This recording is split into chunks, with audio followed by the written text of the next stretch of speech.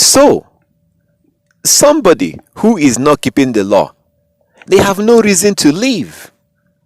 Why should I have a why should I be allowed to live? Why should I be allowed to be alive?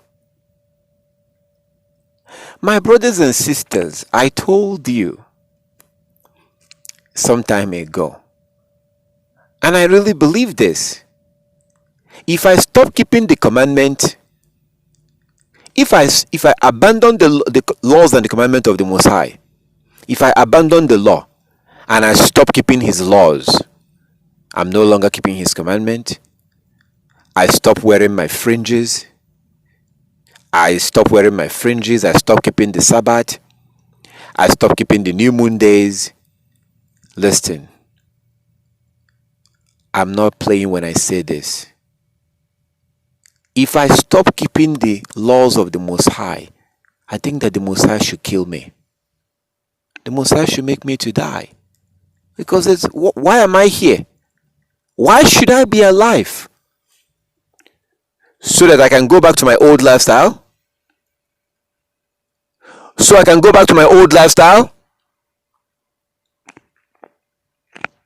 If I stop keeping the law of the Most High, then I have no reason to live. I have no reason to be alive. Because if I'm alive, all I'm going to be doing is abominable things, lawless things, chasing women, chasing money. That's the two main things that men do. Chase money. Some chase money and women.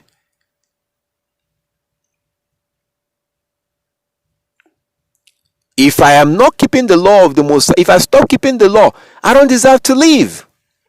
The Most High should kill me. If I abandon the law, stop wearing my fringes, stop keeping the Sabbath using the moon, stop growing my beard, and start breaking the law. And then when you see me, you ask me, hey brother, what happened? And then I will tell you, oh yeah, I used to keep the law. I used to think that I was an Israelite. Once I come to that point, then I deserve not to be alive. I should be removed from this world. Because if I'm alive, there's nothing good that I'm going to do other than to lie to people like everyone else, dress like everyone else, eat like everyone else. That's all.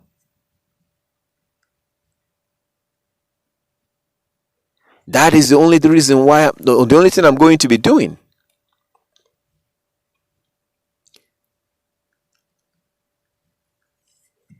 So do you see what's happening here? Do you understand? Do you understand what this means?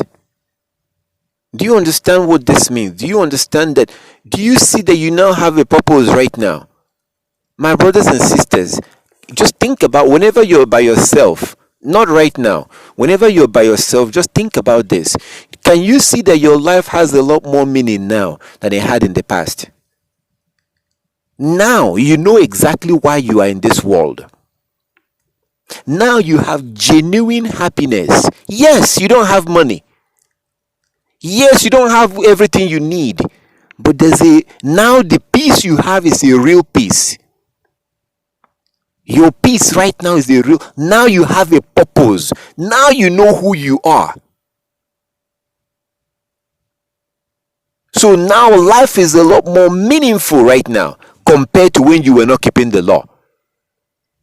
That was the reason why we did the things that we did. Smoking, eating like everyone else, drinking like everyone else, dressing like everyone else. And these things cause devastating result on us. Devastating. Which is like bad health issues.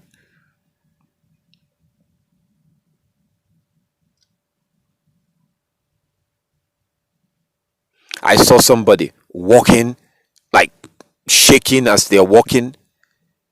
They felt so embarrassed. Do you know what they told me? I didn't say a word to them. They just kept walking. They could barely walk. And then he says to me, he said, I just had stroke. I'm not drunk. And then he kept walking. I didn't say anything to this person. They were struggling to walk, struggling, shaking as they're walking, and then turn to me and say, I just had stroke. I am not drunk. Then they kept walking because he felt embarrassed because of the way he was walking. So why did he have stroke? What happened? Did the Most High make mistake by the way he created us? No, he had stroke because of what he was eating. Yes. All these disease that you hear. See, here's another thing that you may not know or you may know. But if you don't know, look into it. You may have had people say something like this. Say something that, oh, people are living longer. The so-called white people like to say this a lot. They are so-called doctors say this thing. They say that people are living longer. That people were dying much early in the past. They say that because of their medicine, because of the progress in their medical system, that people are living longer. Oh my goodness. This is one of the most, oh my goodness. I don't even know how to categorize this. My brothers and sisters, this is one of the biggest lie ever told. The idea that people are living longer right now that's a big lie. That lie is so bad. It's like, oh my goodness, somebody standing in your face and lying to you like that. No, people are no longer living longer. Maybe the Europeans are living longer because they used to live in a cave and they often kill each other. They used to not shower. They used to live like animals. So yeah, of course I can understand why they will die at the age of 14.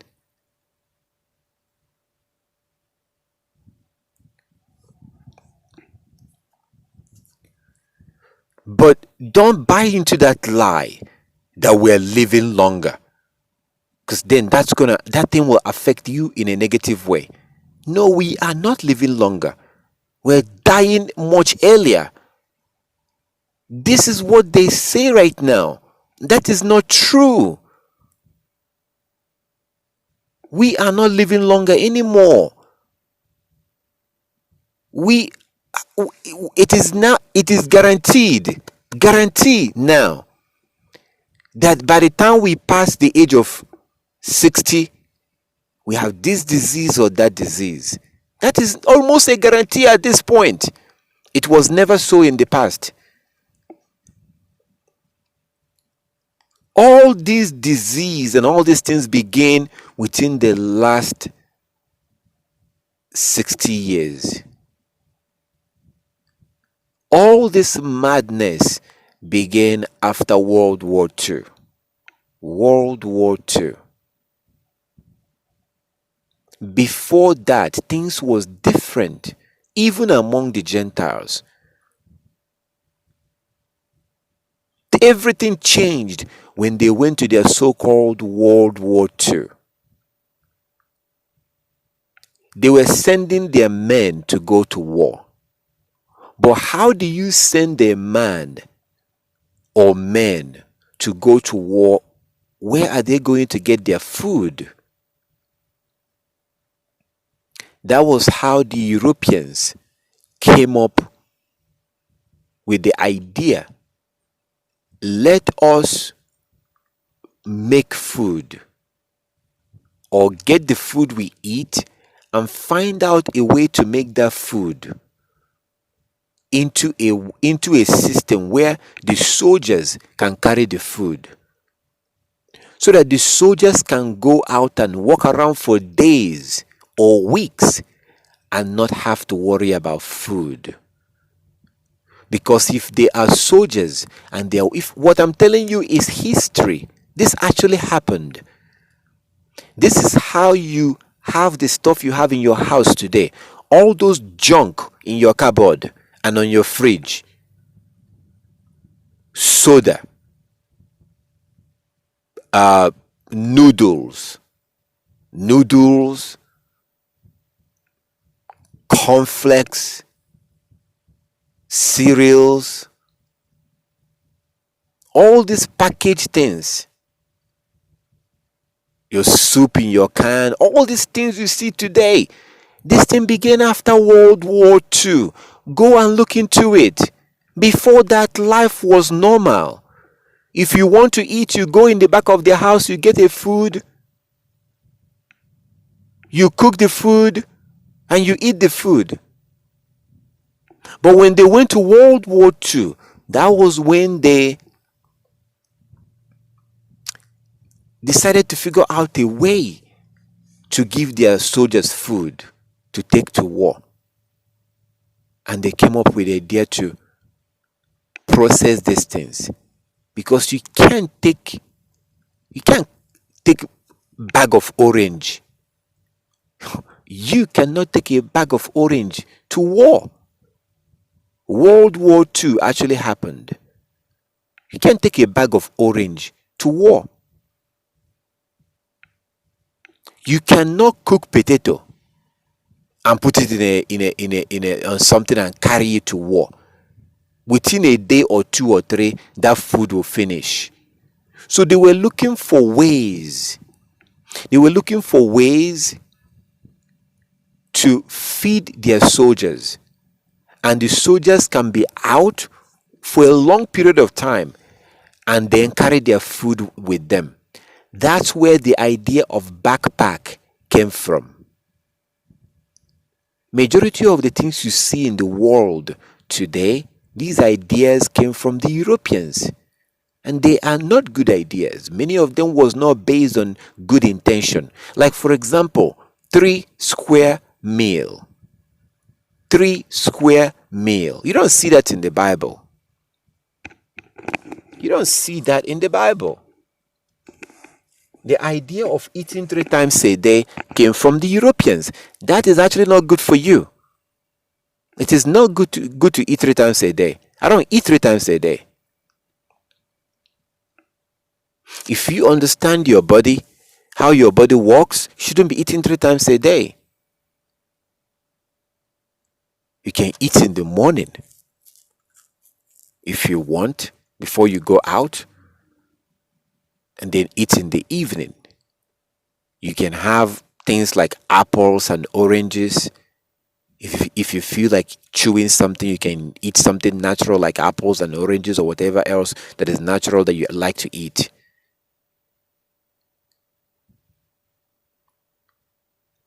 So the idea of 3 square meal came from them. Look into these things. I'm not going to sit here and tell you something that you can go look into and then you see that it's not true. Then that will make me a liar.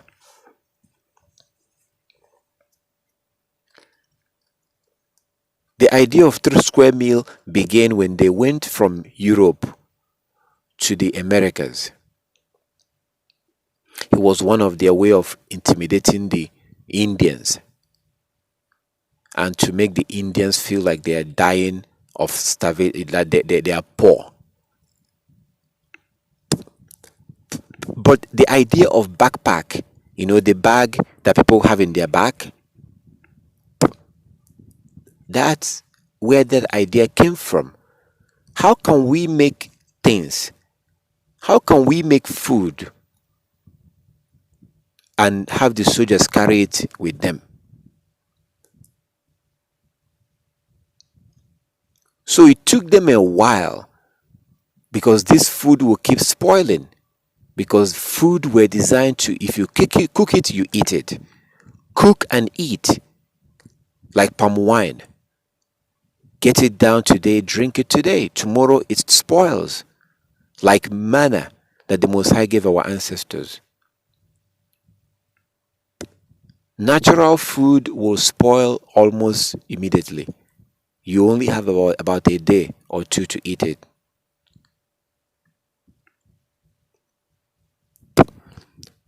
So it took them a while. That is how these ideas of putting chemicals into the food, that's where it came from. So what they do is to remove the nutrients, the things that will make the food to spoil. They will take off those things. They will remove them. But then the food will no longer taste good. So now they have to now add chemicals. So after World War II, oh my goodness, this is true. After World War II, because the so-called government was paying these companies. The so-called government needed somebody to come up with a way to feed the soldiers. This junk you see today in store, that's how it all began. Somebody came up with the idea and they began to manufacture what they called food in that way. But after World War II, the government, the soldiers, stopped buying these things. The soldiers was no longer buying them. You know what they did? They decided to begin to market it to and sell it to housewives. You can even see some advertisement till today. You can see some ads, old advertisement. They were targeting housewives. And they will make an advertisement like this: why stand and chop onions when you can order an onions that is already chopped up in a bag? Why stand in the kitchen? They will make advertisement they were using to target women. Why stand in the kitchen and making a soup when you can order this soup already made in a can? That's how they entice people. That's how these things was moved. These companies that was making this junk for the military, after the war, they had nobody to sell these things to, so they turned their attention on the population and targeted women with ads. That's how we ended up where we are today. And the result has been devastating because these things are loaded with chemicals, as you can confirm when you look at the label. You know, last night or last evening, I was at the store. And I walk past tomatoes. And that tomato was extremely shiny. That thing got my attention. That tomato was very shiny. I'm like, I have to see this. So I went close and I touched it because it was very shiny. So I touched the tomato. I touched it. I was so curious that I touched it. And it's like it's slipping. So it turns out that they took something like an oil or something and spread it like on the tomatoes. So as soon as you see it, it gets your attention. It looks fresh and shiny. But I touched it and I could feel the grease, the oil, because I touched it just to make sure. Why is this too shiny?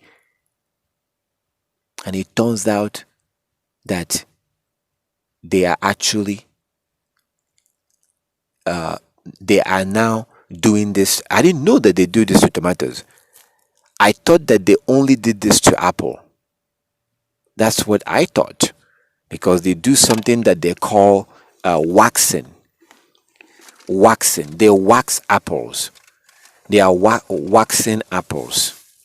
Okay, and waxing apples means to to wax an apple basically means to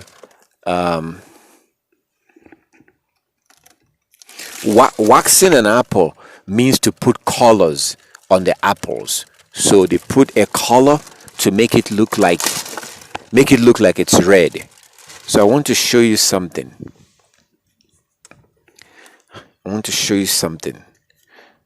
Which I wanted to do the other day or some time ago, but then I got interrupted. And so this is an apple. My brothers and sisters, never, ever, ever eat an apple like this. Never. No matter how you wash that apple, don't eat an apple like this. Now, if you live in a bush somewhere where you know who is growing the apple, or you grow it yourself, you can wash it and eat it. That's fine. Never eat an apple you buy from the store like this. Use a knife. Use a knife and cut the apple.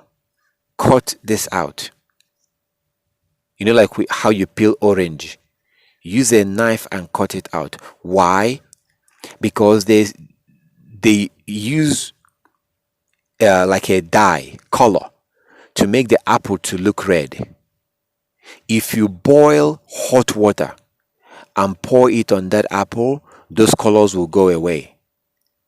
So when you eat an apple like that, you put it in your mouth, those colors are going into your body. These are things that makes us sick.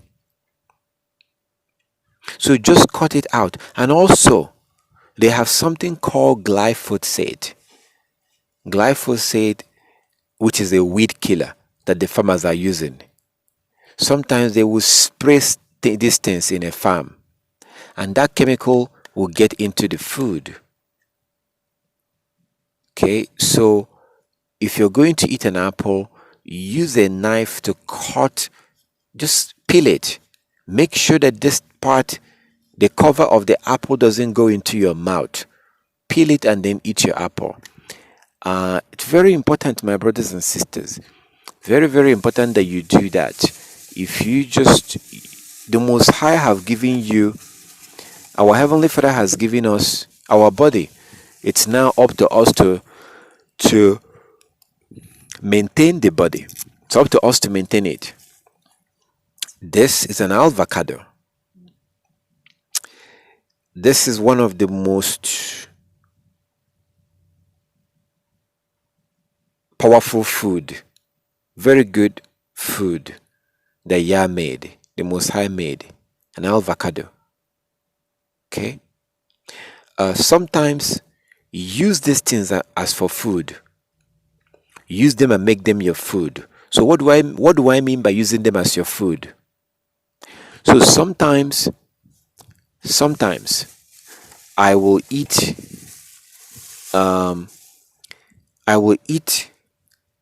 maybe like 4 of this with about 3 or 4 apples. That's food. That is food. Because this is loaded with very good, oil, avocado oil. It's loaded with all kinds of things that your body need. And it's not going to be making you fat. It is not mixed with any chemical. It is well protected. You don't have to worry much about chemicals going into this one because of how it grows all the way in the sky, on the tree. It's expensive because it's good. So, as a lawkeeper, the way you eat has to also change.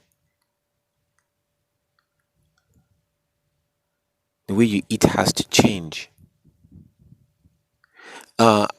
Avoid fried food. Not good all the time. So for some of you will know that we have different types of soup. So if you have the option to make your stew, you know what we say, we make our stew. You cook your rice, and you make your stew. If you have the option to make the stew, or to make the stew like natural stew, without having to without having to like fry the onions and fry the stew, fry the tomatoes. Because the thing is that when you fry the onions, because the oil is so hot,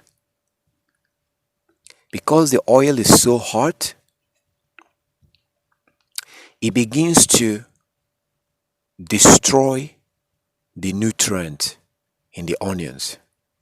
Onions are very good. It's very good for your body. But the problem is that when you fry an onion,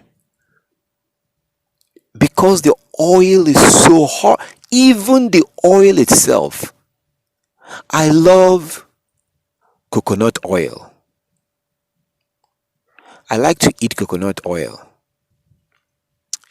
But then you have to be careful how you prepare it, because even though it's a coconut oil, but then if you have to put that coconut oil inside a pot and you have to use it to fry your onions, the truth of the matter is that because the oil is so hot, that high temperature will now begin to destroy the real nutrient in the coconut oil. If you fry your onions before you make your stew, the problem is that onions will no longer give you what it's supposed to have given you in the first place because of the high temperature of the oil.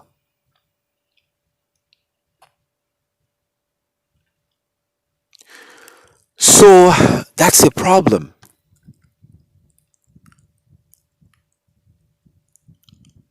These things do have benefits. It's like this one right now. If you cook avocado, then you've killed the nutrient that your body is supposed to get. What makes it what it is? You can't cook this.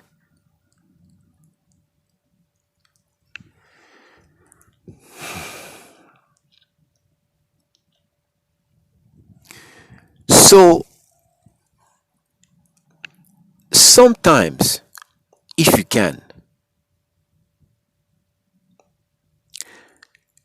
you can decide that this evening my food is going to be 3 of this or 4 of this, and maybe some other thing that you want to add in, maybe carrot, maybe oranges, maybe I don't know, whatever else you want to add in, and just let that just be your food. Now, when I talk about using this as food, I'm not talking about eating one avocado. Okay, I'm not talking about starving yourself so you can become 110 pounds.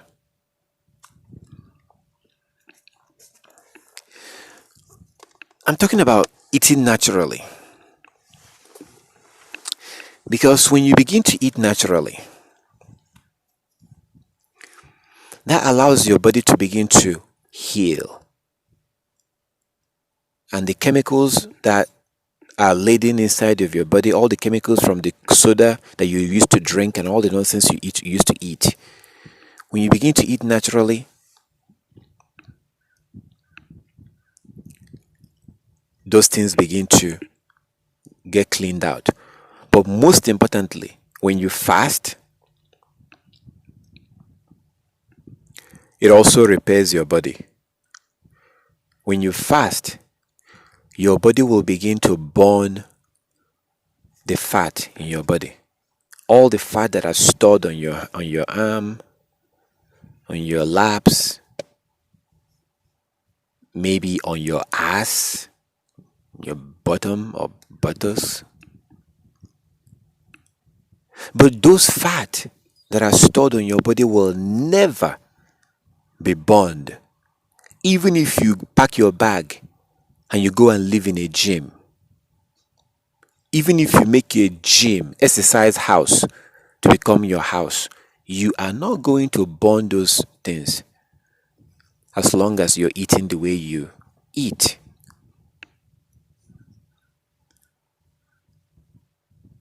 I'm not telling you something that's it happened to me. I used to go to gym almost every night. I used to go to gym around 2 in the morning and come out around 4 in the morning.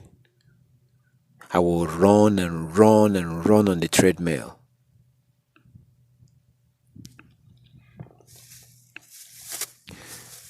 But I still weighed more than 200 pounds. But because I was listening to white people, listening to the Europeans that promote exercise,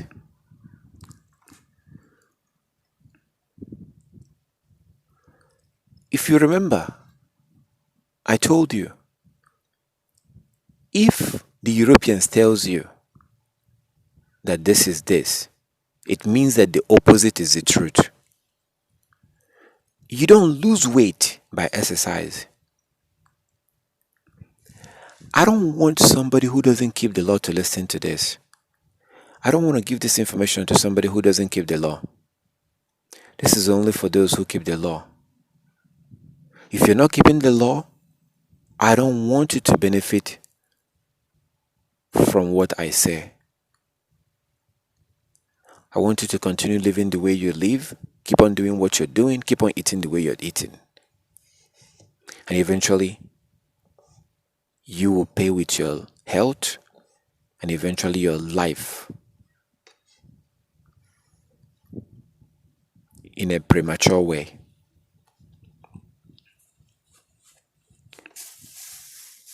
So, I pray that anybody who is not interested in keeping the law, I pray that they will not listen to this. Or if you listen to it, I pray that you will think it's crazy. I would like you to think it's crazy. So in that way you can stop listening and go away. So anyway, you don't lose weight by going to the gym. No, you don't.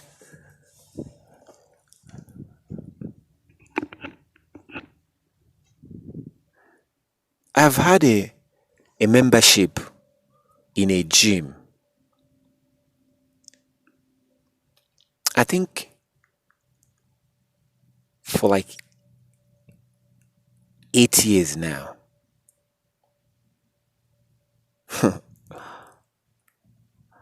So I'm not just telling you something that I I'm imagining.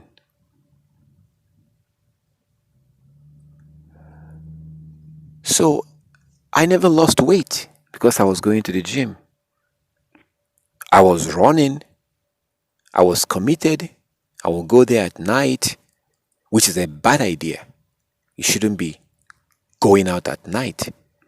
You should be sleeping at night. Because your body needs to repair itself at night. We're not supposed to walk at night. Not to even mention going to the gym at night and running and stretching your body when you're supposed to be laying down.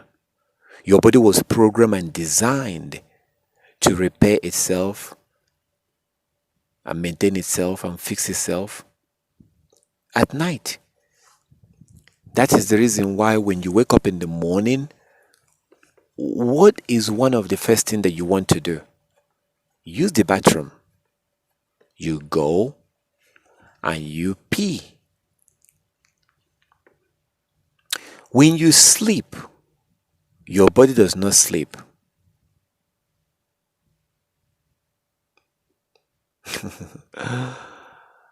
When you sleep, your body does not sleep.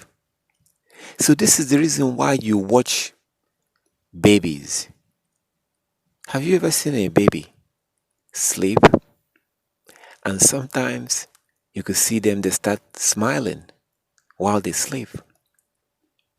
They're smiling, or they move, they kind of like move, but you could tell that they're probably playing with their friends in their sleep. But you might turn around and look at them, and then you see a big smile on their face. But they're sleeping, but then they're smiling. When you sleep, your body does not sleep. It is very important to understand this. Your body was designed, specifically designed by the Most High, that the maintenance of your body happens at night. And if you want to live long in this world, if you want to live a healthy life and live long, you must, whether you like it or not, you must submit by making sure that you go to bed and lay down. As soon as you start sleeping, the maintenance of your body will start.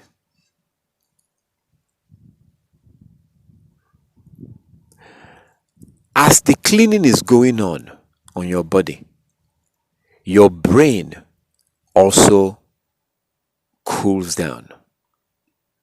Your brain is a big machine, complex.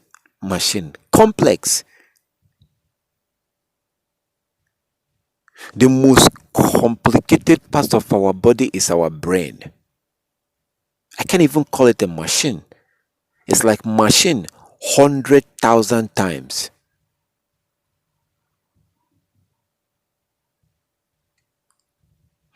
And your brain is connected. Your brain is like it's like a computer.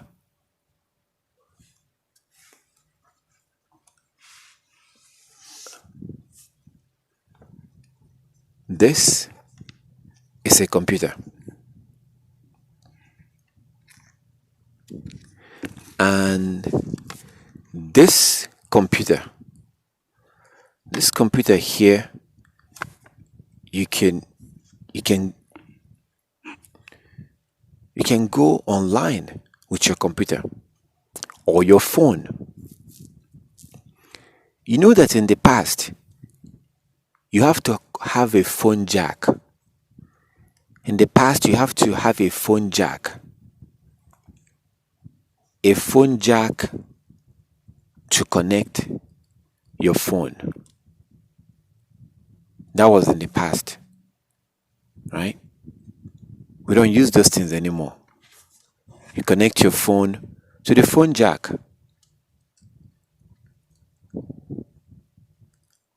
But then now, our phone is now wireless.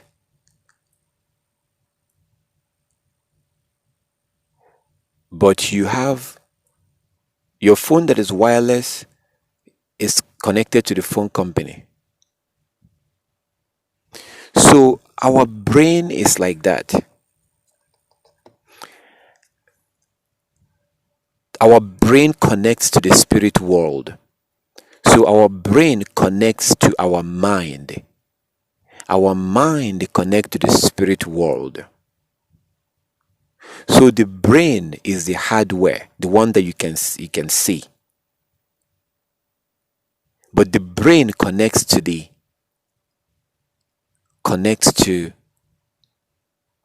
mind. You cannot see the mind. We all have a mind. All of us have a mind.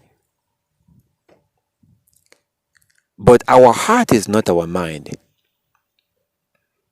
Our heart is just an organ pumping blood. Just pumping blood. We have a brain. We also have a mind. So the brain connects, the body is connected to the brain.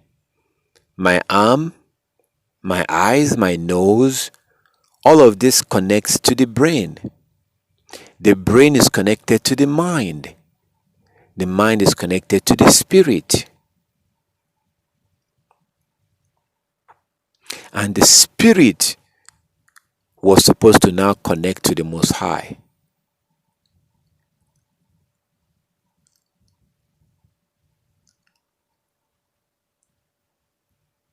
So that's the reason why a baby will start smiling while they sleep. But their body, they are sleeping. Their eyes are closed, but they start smiling.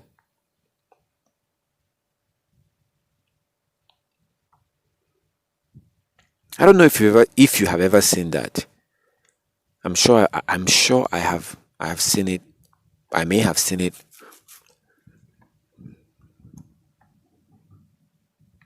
But for sure, people do shake when they sleep. Sometimes you wake up and you're like, no. You wake up, you realize, oh, that was a dream. Maybe somebody is chasing you or something. But the thing is that these are things that goes on. And my point is that your body does not rest when you sleep. Your body goes to work. And most importantly, your body cleans itself.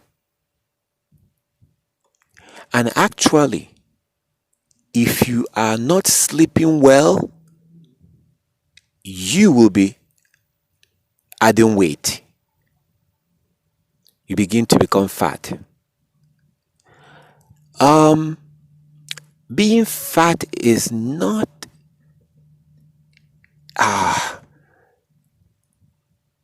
being fat is not a good thing. Why? Not because the Gentiles said so. Did you know that the Most High mocked Israelite for being fat?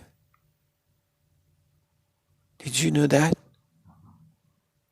Deuteronomy 32. He mocked Israelite for being fat. Now, there are organs inside our body. This is why it's a problem and why you have to avoid it. There are organs in our body that they call artery. Those organs are like pipe in your house. There are pipes in your house. Some goes to your kitchen, some goes to your toilet, some go to your sink. All these pipes have holes inside of the pipe where the water will go through inside the pipe.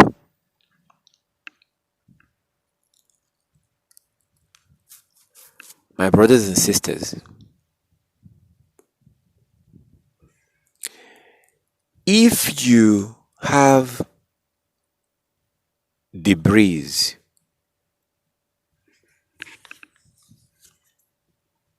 in a plate and you wash your plate in your sink, you wash the plate on the sink and you don't remove those debris, those junk, the trash, and you let them fall inside the sink, that's fine for that moment. your sink will continue to work. But if you keep doing that, if you keep letting junk, that's why they put something like a net to prevent things falling into the sink, because those things will eventually make the sink to make the pipes to be filled up. And when your pipe is clogged up, then water will no longer be able to move through the pipe easily, because there's a lot of junk inside the pipe. My brothers and sisters, the same thing happens to our body. The same thing happens to our body. Same thing. When you drink soda, when you eat all this junk, this nonsense, it slowly builds up in your body. When you get fat and you're eating junk, you're not going to die immediately. But these things that you eat will slowly build up in your body. And this is what causes heart attack. Because heart attack happens when your arteries are blocked up and blood is no longer able to flow freely the way it's supposed to. But the arteries are blocked because of the junk that you're eating. If the blood can flow easily through the pipe of your body, the arteries of your body, you're not going to have a heart attack.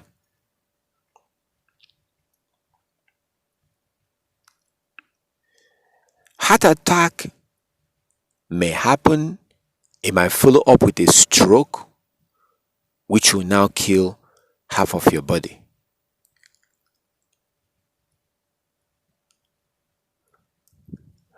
So for me, years ago, I wanted to lose weight. I thought I could do that by going to the gym. No. Exercise is good. Too much exercise is not good. You don't want to be like the Europeans running around every day. That's not good. A man should exercise, but not like running around. That's too much burden on your body. You are wearing yourself out if you're somebody that runs every day. You're running every day, you're wearing yourself out. It's like driving a car every day at a high speed. You're wearing the tires out, you're wearing it out. But because they don't keep the law, they don't understand this. Exercising every day is not good. Running every day is not good. A man should exercise. You don't lift weight like when you sit down on a bench and you bench press and you lift weight. That's not good for your spine. All those weight is affecting your spine. All those weight, they are actually weighing down on your spine. That's not good. So just because white people are doing it doesn't mean it's good. And once you weigh down your spine, you could have a small fall, and that will be the end of it for you. You will no longer be able to walk. You'll be crippled on a wheelchair. And when you have spine injury, it means that all your body, your your two legs, your arms will most likely not work if you have a severe spine injury. So exercise that you do where lifting weight is not good. Using you know, other resistant instrument, something that you pull, those kind of things will affect your body, your upper body. That's good for the men. So these are things that brings me back to the food. Back to the food. Sometimes, sometimes, sometimes, let your food be something like this. Say, for example, four avocados, which is expensive. That's ex- that's expensive. So your food, sometimes make stuff like this your food. So when I eat them as food, what I do is that I eat like maybe three of this or maybe two of this with mixed with apples or maybe oranges,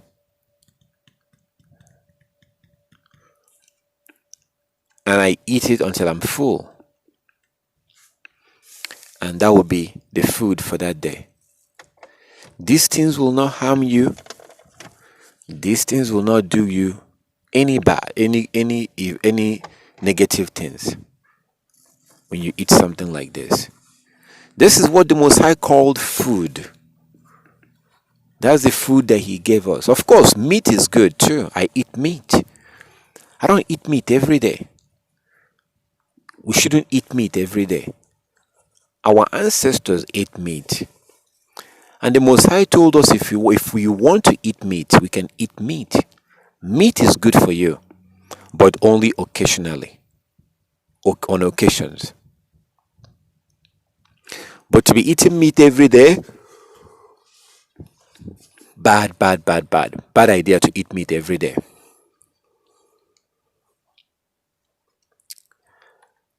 Occasionally, maybe once a month. If you live in America, I suggest don't eat beef at all. Don't eat beef in America. Why?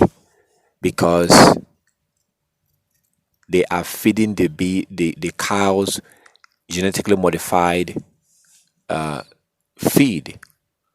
That's what they feed to the cows. That's not good for your body. Okay. So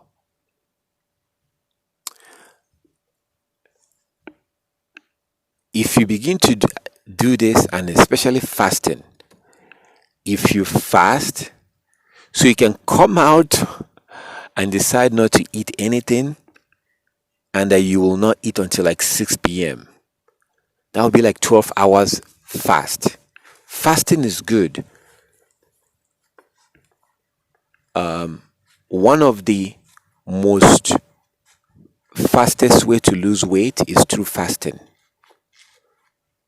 And fasting is very good for your body. Fasting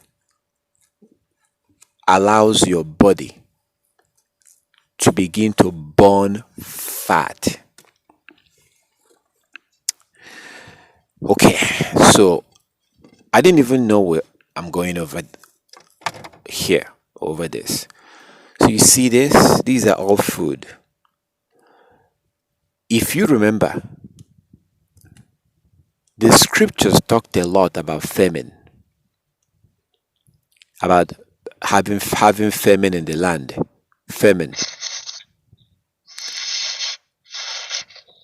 The scriptures talked a lot about famine. So there's a way that the Most High designed our body. The Most High design our body for our body to store food just in case. Your body actually stores food.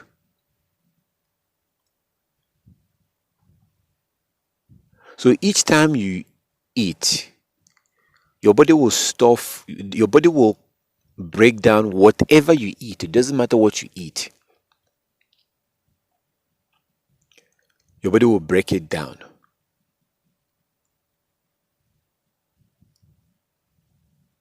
And will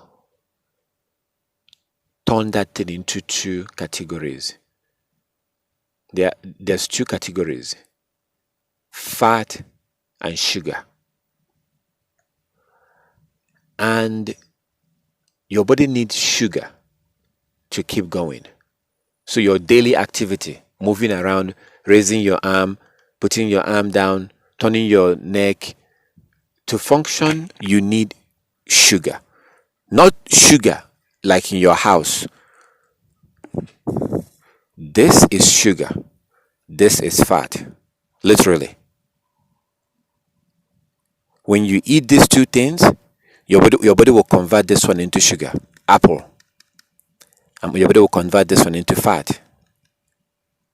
So your body does not receive these two things the same way. These two things are not received the same way when you eat these two. I'm so glad I'm holding the two, because this is so good right now that I'm able to explain it holding sugar and fat. It doesn't mean that this is bad. So we're not talking about the bad sugar. We're talking about the good sugar.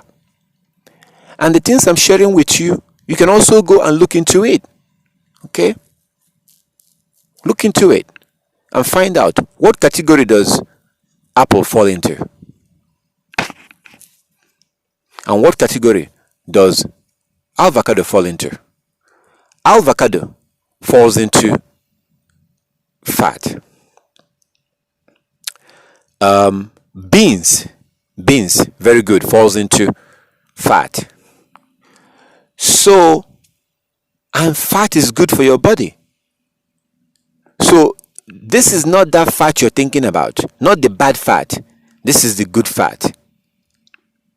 Because fat in your body burns slowly. You see, rice is sugar to your body. Rice falls into sugar. Beans falls into fat. Rice will make you fat. Beans will not. It doesn't mean that rice is a bad thing. Too much of anything is not. Even water will be dangerous for your body if you drink too much water, and people do die. There was some radio contest that happened where people were told to drink certain amount of water, and this person was drinking to win some prize, and they died because they drank too much water. So when you eat this is automatically converted by your body into sugar, and this is converted into fat. So this is good for your body. Again, your body does not break this down very fast. This is broken down very slowly. That means that it will not make you fat. It will not make you fat. So whenever you eat, your body does not use everything you eat. Your body will store away some of what you eat will be converted into fat and stored away. And that's why you have a lot of fat over here. And your laps and your butt, your behind. Your body will store the food over there. On the stomach. But once you get to the point that your body is storing fat on your arm, your body is storing fat on your ass, your stomach, that's not good anymore. that is a sign of a problem. That is a sign of a problem. Because then this will now make your arteries to now be at risk. The pipes inside of your body. Your heart is pumping blood. That's why it's shaking. It's pumping blood. And there are arteries, pipe that go to the heart. We don't want one of those pipes to get clogged up. Then you're dealing with a heart attack. Yeah. I made a promise that we will study this, and we will, Yah's willing. We will focus on this, and what I want to do is I want to show you things about your body. I want to show you inside of your body. Show you inside of your body. Show you things. You need to understand the inside. You know about your mouth, you know about your nose, you know about your lips. You know these things. But you need to also know the inside, what's inside of your body and what they do. This will help you in the way you eat.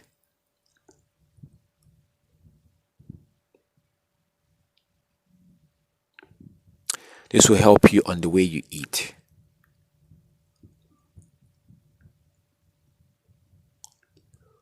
Do you remember what I said earlier, that we the Hebrews are useless? We are useless. Hebrew men are useless. We're busy doing nothing, chasing after useless nonsense dreams.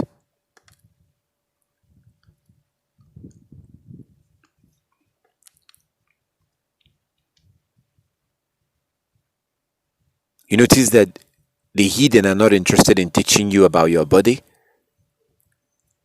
Those things are not taught unless if you're going to medical school or something. Even in the medical school, you're being taught to prescribe man-made chemicals as drugs. So if you do have, again, I wish anybody who doesn't keep the law, I don't want them to listen to this. I don't want to give good information to those who don't want to keep the law. I really pray that those people will think that this is crazy and they will go away. That's how I want people, anybody who doesn't want to keep the law, I want them to see me as crazy, to see me as a lunatic, and they will just feel, if you don't want to keep the law, I want you to not take me seriously. I want you to just go away. Just go. Go and go do whatever you do. We shall find out. We shall see. So, at another time, we are going to go into this in details. And I'm very sure that you will never eat the same way ever again after. But before that time, if you really want to lose weight, see all those fat on your stomach, your laps, your ass, all those fat. So what was going on? If you remember in the scriptures, our ancestors, sometimes they do have issue with food, famine. There will be famine in the land. And famine usually happens when our ancestors becomes wicked and refuse to keep the law. The Most High will withhold the rain, and the food will no longer do well. Did you know that there's famine in the world right now? Did you know that there's famine, shortage of food, say for example in Europe and America. So what the heathen are doing is to use man-made system to fix that problem of famine by using water filled with chemicals to water their gardens or their farms.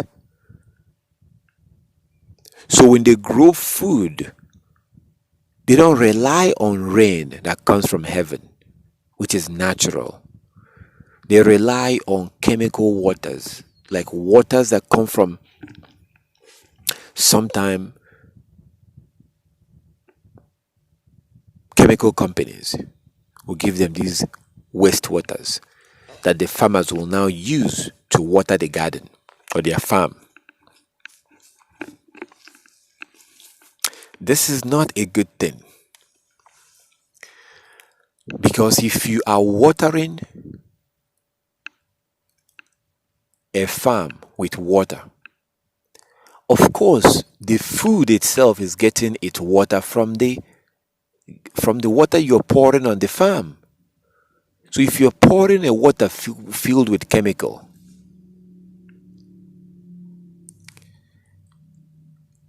that water will eventually find itself inside the apple.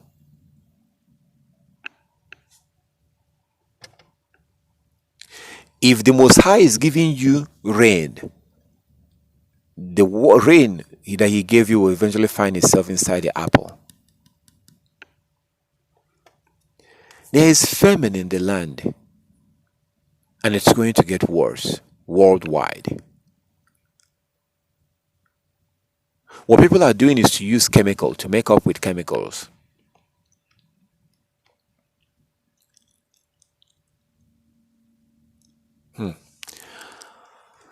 So, during the time of our ancestors, they had famine, then they walked into Egypt because of the famine.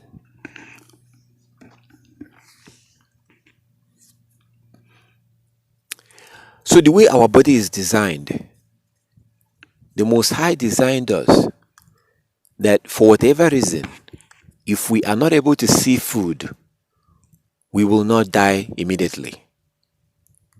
We will go for days before we die. That's the way He programmed our body. And because of that, when you eat, each time you eat, because your body was programmed to store food, and this is the reason why you cannot eat 3 times a day, because your body was designed to store food. Each time you eat, your body will take certain percentage and store it away, and your body converts the food into glucose or fat. So the glucose is the sugar, glucose or fat, and the fat part of the food will be stored away in your body, maybe in your ass, your stomach, your laps. The sugar will go straight. So the biggest organ in your body, the processing plant, is your liver. That's the processing plant. If I eat this avocado, I eat this apple, I drink water, I eat an orange, it's avocado, apple, water, orange. I mix it all like we do. We mix things together and we eat. Your body will have to process these things. This is the reason why you will stand up, go to the bathroom, and you pee. But then the water you pee is, it looks like pea. So the big processing plant in your body is your liver. That's one of the reasons why it's really, really bad for you to drink alcohol. Man-made alcohol. It's really bad for your liver. Oh my goodness. Man-made alcohol is really, really bad for your liver. It's bad. Don't drink man-made alcohol. Whatever that thing is, don't drink it.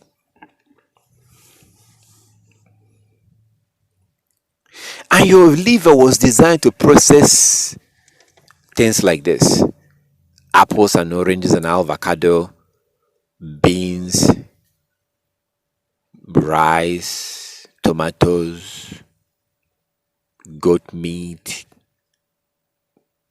natural things. There is no organ in our body that was designed to process chemicals.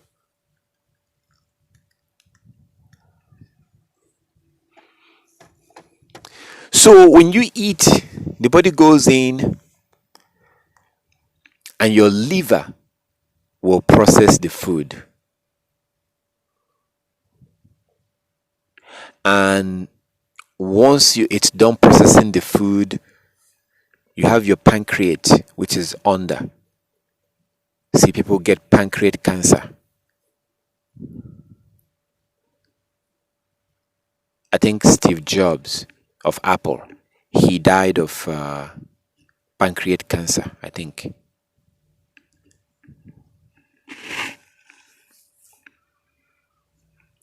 So your pancreas, once your liver is done processing the food, your pancreas is what takes the sugar, the glucose, and then puts it inside your blood system.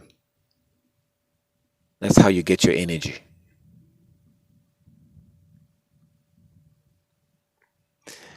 Your kidney is also working, but your kidney deals with the liquids. The liquids will now be pushed down to the kidney.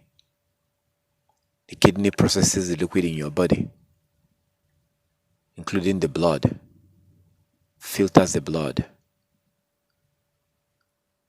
and prepare the waste that will come out as your urine.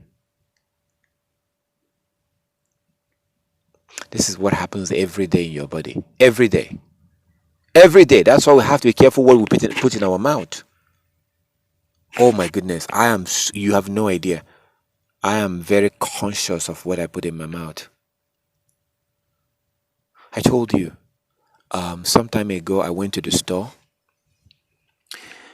It was the day before the Sabbath. I was buying things and I saw a cookie and it looked so delicious. And they said something about being natural, like natural cookie. So I just took it. I paid for it. Took it, bought other things. I bought it. But then I looked at the label. It said that it has baking soda. And I thought to myself, what is baking soda? Then I Googled it because I wanted to know, what is baking soda made of? So they said that baking soda is a synthetic product commonly used by bakeries, people that do baking, and that it makes the baking to, I think there are two reasons they gave. It makes the baking to look good and to also ferment and be ready much faster. I think that's what they're saying.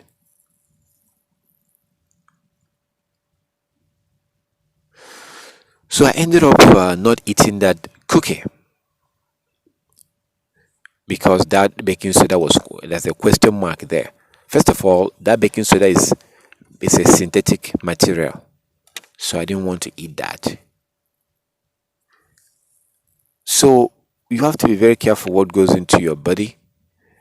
Um, our kidneys and our liver, these these things are struggling. It's like you feel sorry for them. They are processing they are processing things that was never designed by the Most High for them to process. These are the reasons why we are sick. That's why we get sick. It's not just what I'm saying. That's what the Bible tells you. We get sick by these things that we eat. The things we eat make us sick. The things we put inside our mouth, that's why we become sick. Sometimes we begin to become angry at our Heavenly Father for not healing us, for not making us to get well.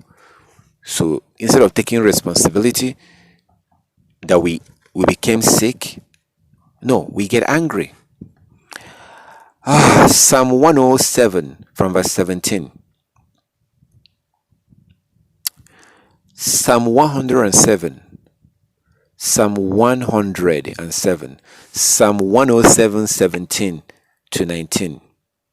Some were sick through their sinful ways, and because of their iniquity endured affliction.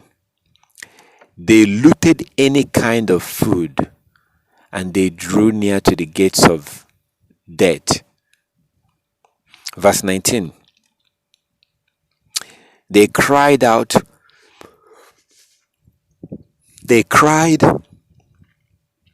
to Yah in their trouble, and he saved them from their distress. So this is telling you here that we get sick because of what we eat. Psalm 107 verse 17 to 19. Psalm 107 verse 17 to 19. Psalm 107 verse 17 to 19. I said that we're not going to go into this full time right now.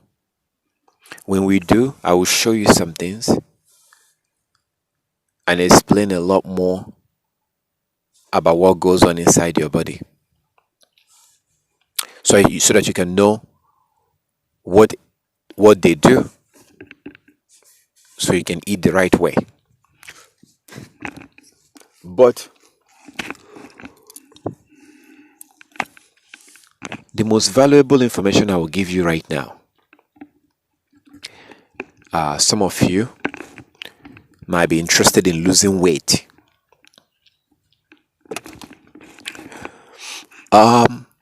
Yeah, that's good. My concern about losing weight, it's not so you can look sexy, look like a whore or a whoremonger. No, it's about your health. I explained what goes on in your arteries.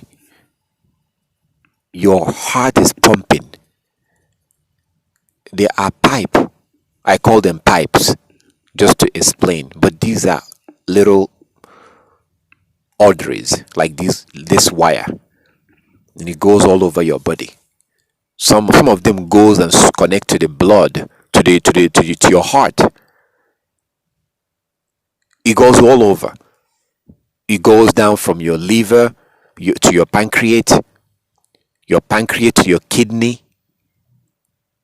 The Most High is amazing in what He created. My concern is that being too fat will begin to clog up your arteries. This can lead to heart attack. Then now you begin to cross and come close to stroke, which will paralyze and kill half of your body. You don't want that. You don't want that. You don't want a situation where you have a stroke. If you have a stroke, it will take a miracle to get out of that thing. It will take a miracle. You don't want stroke. You do not want to have a stroke. If you have a stroke, your life is over. Over. I'm telling you, you're done. You will probably start thinking of suicide once you have a stroke, because it kills half of your body. Half of your body is dead. Do you understand what that means? So it means that your leg, your arm, half, including your mouth, half of your mouth is dead. That's why those that have stroke, their mouth is like this, and they can't talk very well. You don't want to have stroke. These things happen because of what we eat. Am I the one that said this? I just read Psalm 107 right now. I just read Psalm 107 verse 17 to 19. Psalm 107 verse 17 to 19 tells you why we get sick, because of what we eat. The Most High accused us of being fat in Deuteronomy 32. Deuteronomy 32. He accused us of being fat. He mocked us. That wasn't a compliment. And it has to do with the food that we're eating. Even in Deuteronomy 32.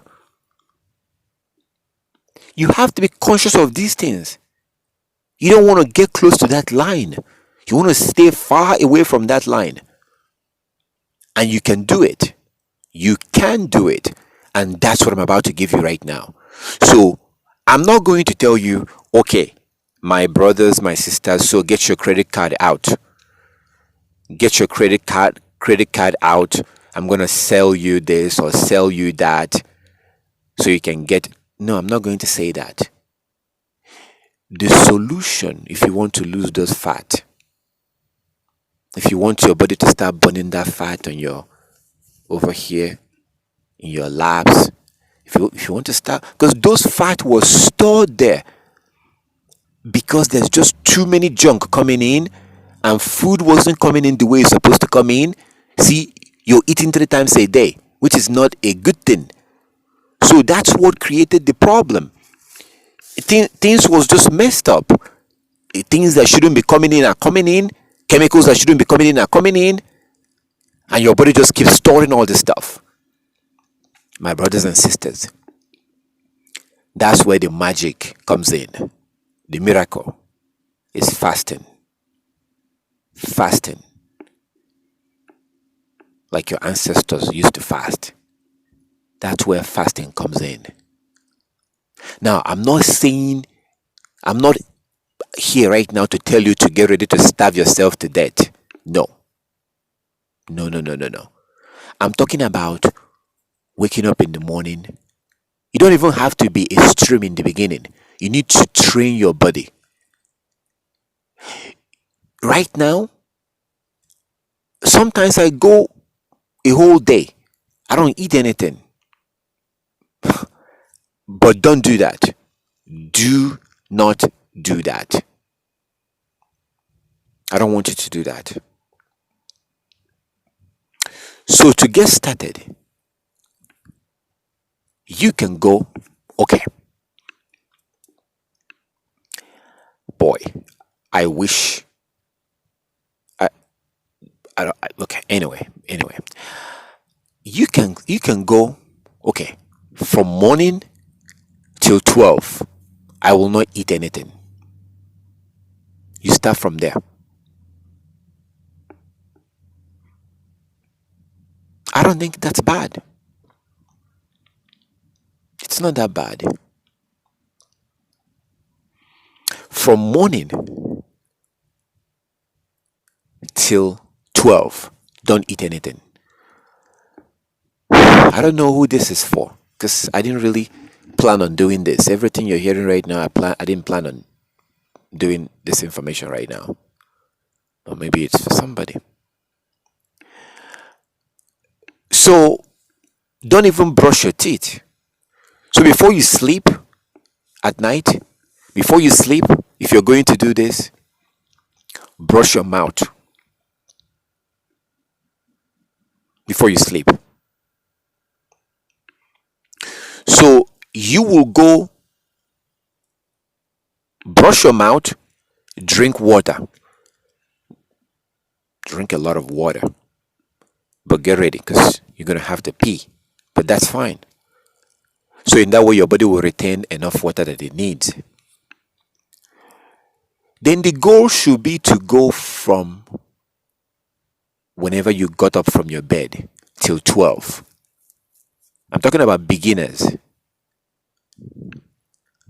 Those who are beginners.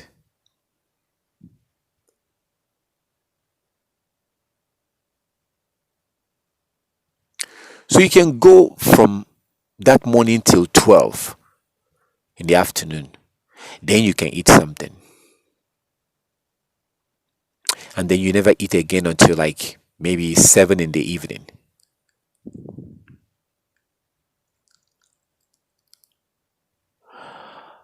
Just to get started. And then if you do that for a couple of weeks, a couple of days, then you now, stretch it a little bit. Maybe you can take it to 2 or 1. I think you should start little. Don't be extreme. Don't just start and go, I'm going to go 6 to 6. People do that. I do that. I do go a whole day without eating whatever. Like not eating. I do go a whole day without eating. But I would never recommend it for you because you're going to have to get there. So you could start. My highest recommendation is that you start little. I think morning to 12 is a good step, good way to step. Nothing, zero. Nothing will go into your mouth. If you have an activity, something you need to do, go do it. Don't, if you start sitting around, you'll probably start feeling hungry. But if you are busy, then it might not be an issue. If you are busy. Okay. So if after like 2 weeks or a month, you feel like you're ready to go to the next step, then now you can go from morning till 2. Or I suggest 3. Morning till 3. Then you eat something. But when you go from this moment on, if you're doing this, remember that what you're going to eat is going to be real food. Or the ones that you cook yourself. I'm not saying that you should just become like a like a goat or a sheep and just eat only grass. That's not what I'm saying. Hey, you can go to the store, buy beans, buy rice. I recommend things that you can cook yourself. The ones you can cook yourself, they are the real thing. Buy beans, buy rice, whatever. And I recommend you look for a Caribbean store around you. Look for an African store or a Caribbean store. So you can get real food like palm oil. Use palm oil. Palm oil is a real oil. Palm oil is an oil approved by the Most High. So palm oil, the Most High, that is the oil that the Most High made to be oil, like literally oil. That's the purpose of palm kernel or palm tree. It produces palm wine and palm oil. That's it. Palm oil palm oil is like, it's like avocado. It's powerful, extremely nutritious. So before you go to your regular grocery store to buy those palm oil that they sell, I think you should go to a Caribbean store first or an African store and go look for it. If you don't find it, then you can buy the ones because the one you find in that store, I don't know how long it's been there. So I will look towards the Caribbean store, which you can just Google, type into your phone, Caribbean store near me. Make sure that your location is turned on so that Google will give you the nearest store near you. So you can cook beans with palm oil. Look on YouTube how to cook beans. There are videos on YouTube, and you're going to see Hebrew women that will teach you how to cook this, and they taste really good. These are food that will not make you fat, and stay far away from these food seasoning like Maggi. These food season, whenever you pick up a food seasoning, look at the label. If you see MSG, put that away. Put it away. It's called monosodium glutamate. Monosodium glutamate. So you will either see it with two names, with this name or that name. Sometimes they will write MSG, or they will write monosodium glutamate. Or if you see only monosodium, put that thing down. Go to a Caribbean store or an African store near you, or if you, depending on where you are, if you're in Africa, go to an open air market. Buy yourself a curry. Curry is natural. Buy curry. You can use curry. You can use turmeric curry.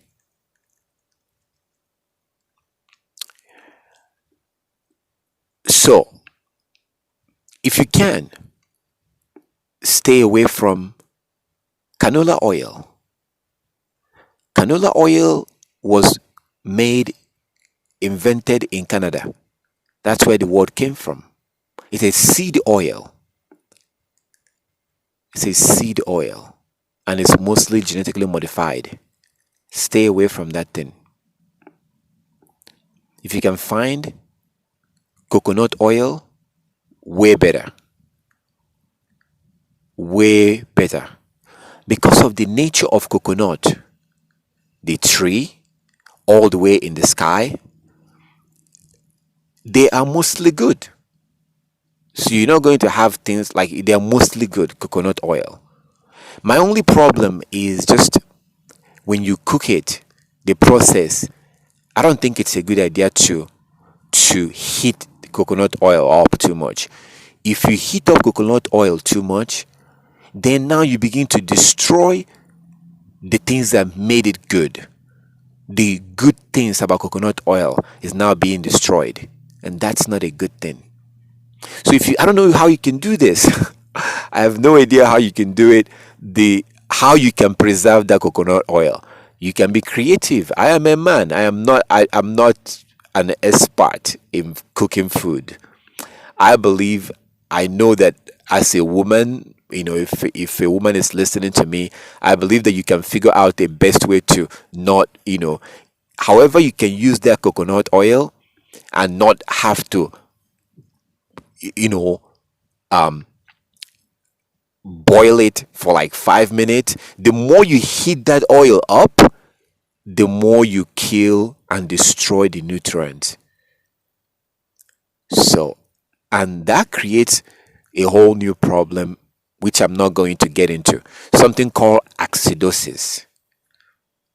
So, acidosis is when your body becomes too acidic. This also creates a problem when your body becomes too acidic.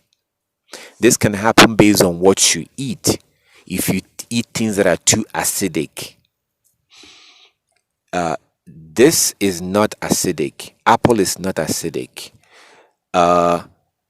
This is not acidic. Fried chicken is too acidic. What's the other one? French fries is too acidic.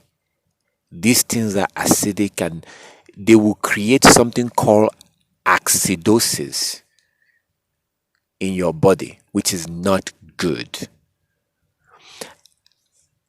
Usually, I don't want to get into acidosis right now. I don't want to get into that right now. All this we could do some other time and then. So acidosis is once you begin to your body begin to become too acidic. It's like you're preparing your body for cancer. It's like getting your body ready for cancer when your body become acidic. And a body, the opposite of an acidic body is an alkaline body. Originally, the Most High created our body to be alkaline, natural. But due to the things we eat, our body becomes too acidic. So that's one of the main reasons why we have cancer. Because cancer begins to develop and spread in a body that is too acidic. This is the reason why you see that this is a fact, not a reason. This is not a reason. This is the fact that they found out that women that live in Asia, they hardly have breast cancer. These heathen found out that when a woman goes from Asia to America, she is now more likely to eventually develop breast cancer. Most food in Western countries are extremely acidic. That's why I told you to look for a Caribbean store or African store. Go get yourself palm oil. Use palm oil. Use coconut oil. These oils will not do you harm. They will not do you anything, depending on how you prepare them. You don't want your body to be too acidic. That's why you have to stay away from fried things, like fry this, fry that, fry this, fry that. If you are going to fry something, fry it yourself. I don't really recommend that you, maybe like once a month. And that's where that fasting thing comes in again. You have to fast. Your body needs fasting. So your body needs a period of time where no food is coming in, so that the body can use up the fat that is stored away. That's how you get your energy. Let me say what I said before. The reason why the Most High designed our body like this, that way, is say somebody gets lost in a desert or something, and there's no food. The Most High designed it that we will not die. We're not going to die. So if somebody doesn't eat, oh my goodness, they will, 2 weeks later, they are still alive. If you stop eating right now, 2 weeks later, you're still alive. 3 weeks later, you are still alive. That's why the Most High designed it that way. The only reason why you are alive is because your body actually stored food. Now, some people, their body is kind of dysfunctioned because of the way they eat and what they eat, that their body will store too much food. That's the people we call fat people. That's why we have that fat on your arm, on other parts of your body and stuff like that. So if you want to get rid of those fat, it has nothing to do with the gym. And I'm telling you from experience, by being a member in gym for like almost a decade now or something. Yeah.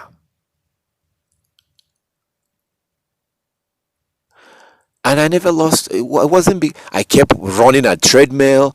I will go to gym at night. I go to gym around 2 in the morning, and I'm like, because I hate going in the daytime when there's a lot of people around. At night, it's just me and few people that come at night. I will run and run and run on the treadmill. I still weighed over 200 pounds. I had no idea it was what I was eating. My brothers and sisters, if you start keeping the law, then the Most High will now allow you. All this stuff is already programmed. Then a lot of things will begin to make sense. You begin to get the real information and begin to accept it. That is why I pray that anybody who doesn't want to keep the law, I don't want them to listen to me. I want them to see me as a crazy man. Anyone who doesn't want to keep the law, I want them to think that this man is crazy, he is a lunatic, so they don't listen. But then if they don't listen, they keep doing what they're doing, which is not good. Then before you realize it, this disease, that disease, and you want to maintain your body. Before you find it's easier to maintain a body than trying to get. See, once you cross the line, once you have a problem, now it just like it's over. It's been damaged. Your body is damaged. Your kidney is damaged. Your I think your liver is the only one that can regrow. Your liver can regrow. So that's not much of a problem. Even though people will destroy their liver with alcohol. You shouldn't be tasting any alcohol at all, except for natural alcohol, which is palm wine. It doesn't do anything to your liver. All the other organs in your body, once they go bad, you're mostly done, unless there's a miracle and Yah does something for you. So imagine that we were taught and raised to be health conscious from young age. Like I would say, guarantee, we all will get to 100 years before we die. So, but it's no longer the issue. But you can do something right now. So fasting is extremely important. Like as I said, you should start small. I said morning till 12. You might even go from morning till 10 just to get started. And it shouldn't be something that you just do and then you forget it, and then you don't 3 months later you haven't done it again. This has to become a lifestyle.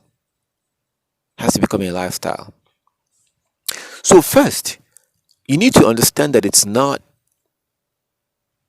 actually a bad thing to eat 3 times a day. It's not a good thing. Eating 3 times a day is not a good thing. So you can eat in the morning and then go do what you need to do and then eat in the evening. That's fine. That's more normal. Your body gets the things that it needs, and then throughout the day, your body will burn those energies. The problem we have today, this is a big problem, and this is why we are fat. Why we are fat is because we don't give our body a chance to burn the things we are eating. There's no chance to burn this thing.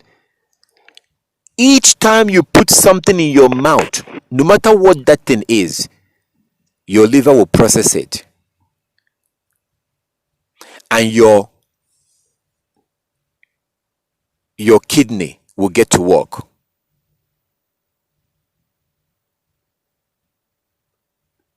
So this is happening a lot. Your body will produce insulin.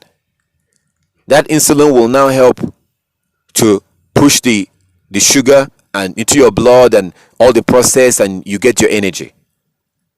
This is what, when people become diabetic, their body is screwed up, their body is messed up. That's why they have to now get external insulin. That's why people get they have to get like external but your body is supposed to produce insulin. But you have walked your kidney to death. You've killed your kidney by what you're eating because of the way we eat. 3 times a day. No. 3 times, it's not good.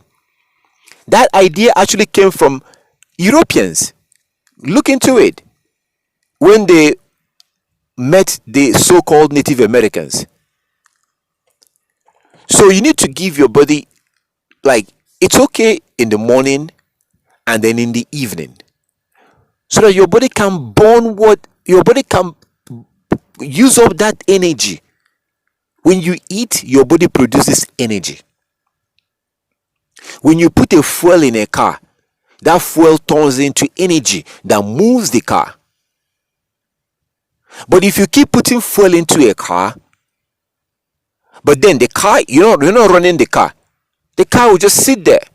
The car is filled with gasoline, but you're not running the engine to burn the energy. So we are constantly eating food, but not allowing our body to burn the energy. And your kidney is being overworked. Each time you eat hamburger, fries, this, that, whatever we eat, all these things, and a lot of them are too acidic, which create an environment in your body for cancer. The problem is that we don't allow our body to, you see, our ancestors, they woke up in the morning, maybe eat something, go to the farm, walking, doing like stuff. Those of you that grew up in Africa, you know how we wake up in the morning, we sweep the house. The house is already divided. This child will sweep this room and the living room, and this person will do this, and this person. We get to work, start doing stuff. We do things. We break the firewood. We cook. We do all. There's a lot of activity, and then you have to walk to school. No school bus in most places. So there's a lot of activity that we're doing. So whatever we eat, too many activities, we burn those things. The energy that is produced from what you eat will now be burned while you're doing that. The problem we have today is that a lot of food, not a lot of activities. And a lot of food coming in. But then we're not burning the energy. Your body will now store these energies. Usually on your arm, your stomach, your ass, if you're a woman, and sometimes men too. Your body is storing all this stuff because your body is like, your body hates you. Your body is like, what are you doing? Why are you doing this to me? You're overwhelming me. What I'm telling you right now is exactly why people will become diabetic. This is exactly what creates diabetics, because eventually your kidney will stop working. Your pancreas will stop working. And that pancreas is what produces the insulin. But because you're overworking you are overworking it. The liver is like the liver. Because of this is exactly what happens each time you eat. And what I wanted to do is to show you some things. You know me. I like to show you things. I don't like to just say things. I like to show you the evidence. If it's biblical, I show you the scriptures. If it's not biblical, I planned. I didn't know I was gonna go this far right now, because I wanted to show you how these things work, so you can see with your eyes and see what your body is doing. So we'll still go back and do this again, and I will show you these organs, what they do. Each time you eat, I'm not talking about like whenever you put it, like I'm talking about each time you eat a meal. Say like in the morning, or in the afternoon. Whenever you eat a meal, or you get a hamburger, or you get a fries, or you get chips, Doritos, or whatever, your liver gets to work. Your pancreas will now produce insulin that will help to put the glucose into your bloodstream. The problem we have is that when we don't eat in order. We just eat land, like you go to gas station. There's junk everywhere. You buy something. You go to this place. So we have to eat in order, my brothers and sisters. We can't just see when people don't keep the law, like anything goes. No, no, no, no, no, no, no, no. You have to maintain this body. You have to maintain your body. Food is supposed to be medicine, not for pleasure. Yeah, of course we do get pleasure. I love, and actually I do appreciate, I look forward to eating. But because I don't do it often, I look forward to it. It's okay to have some pleasure while eating, enjoying the food. That's fine. And the Most High gave us a lot of food, actually. Yeah, the Most High gave us a lot of food. You will be amazed. Maybe I will share different types of soups that He gave us. We have a lot of different types of food, but they all have one thing in common. They're all natural. All natural. So, I'm going to do is that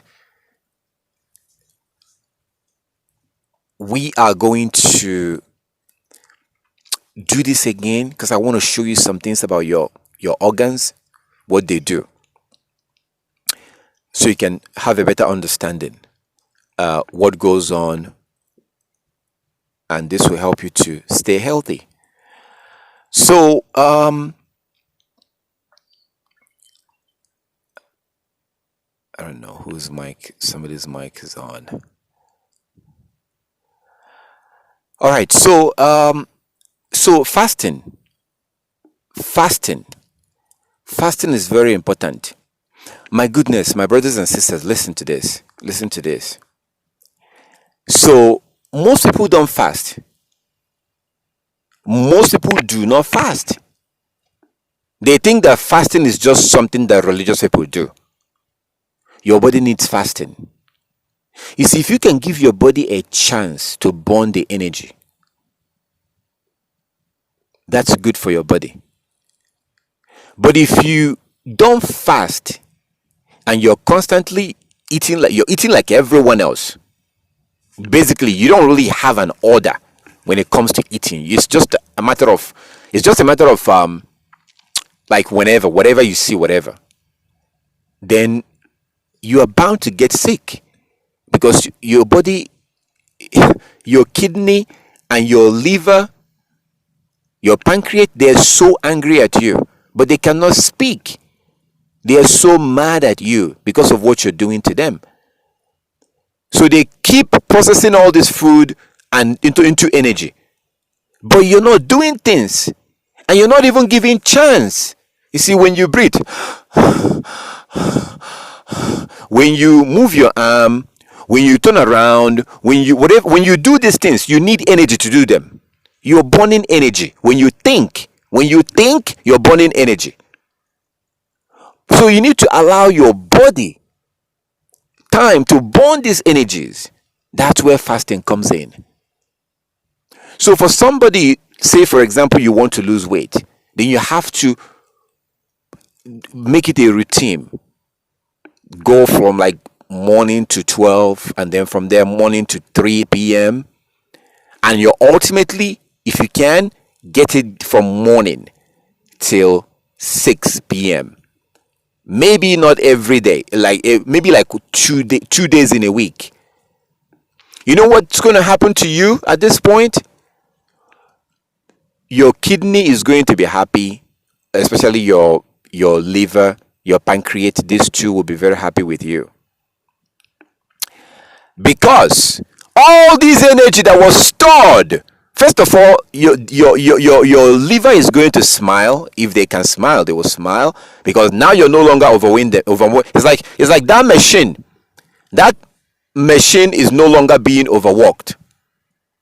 So you can actually go from 1 hour, 2 hours, 3 hours, and your liver doesn't have to do any work. That's good. But you're moving around, you get up, you go to the kitchen, you do things, you think, you get on the phone, you do things, you're using energy. So what's going to happen is that eventually, and this is how the Most High created us. So eventually, you know what your body will do? Your body will now switch, because all the sugars has been burned up. Usually your body is using the glucose, the sugar, and there's so many of them coming in through soda, bread. Oh yeah, speaking of bread, stay away from white bread. You know, like regular bread from the store, it's called white bread. Stay away from that thing. That thing is one of the biggest contributor when it comes to fat. That thing is not good. Why? Because they've processed the flour. It's called white flour. It has been processed to make that bread. So they taste very good, but it's very bad for your body. Stay away from bread. I'm telling you. I stayed away from white bread, and I went from 208 pounds to 212 pounds. Even though I was running on the treadmill, I was going to the gym at night, spending about 2 hours running, doing all the stuff. I couldn't lose weight. I didn't know it was the bread. And of course, the other ways I was eating, burger and soda and all the other junk. Soda has not crossed my mouth in years now. Years. The last soda that I was drinking,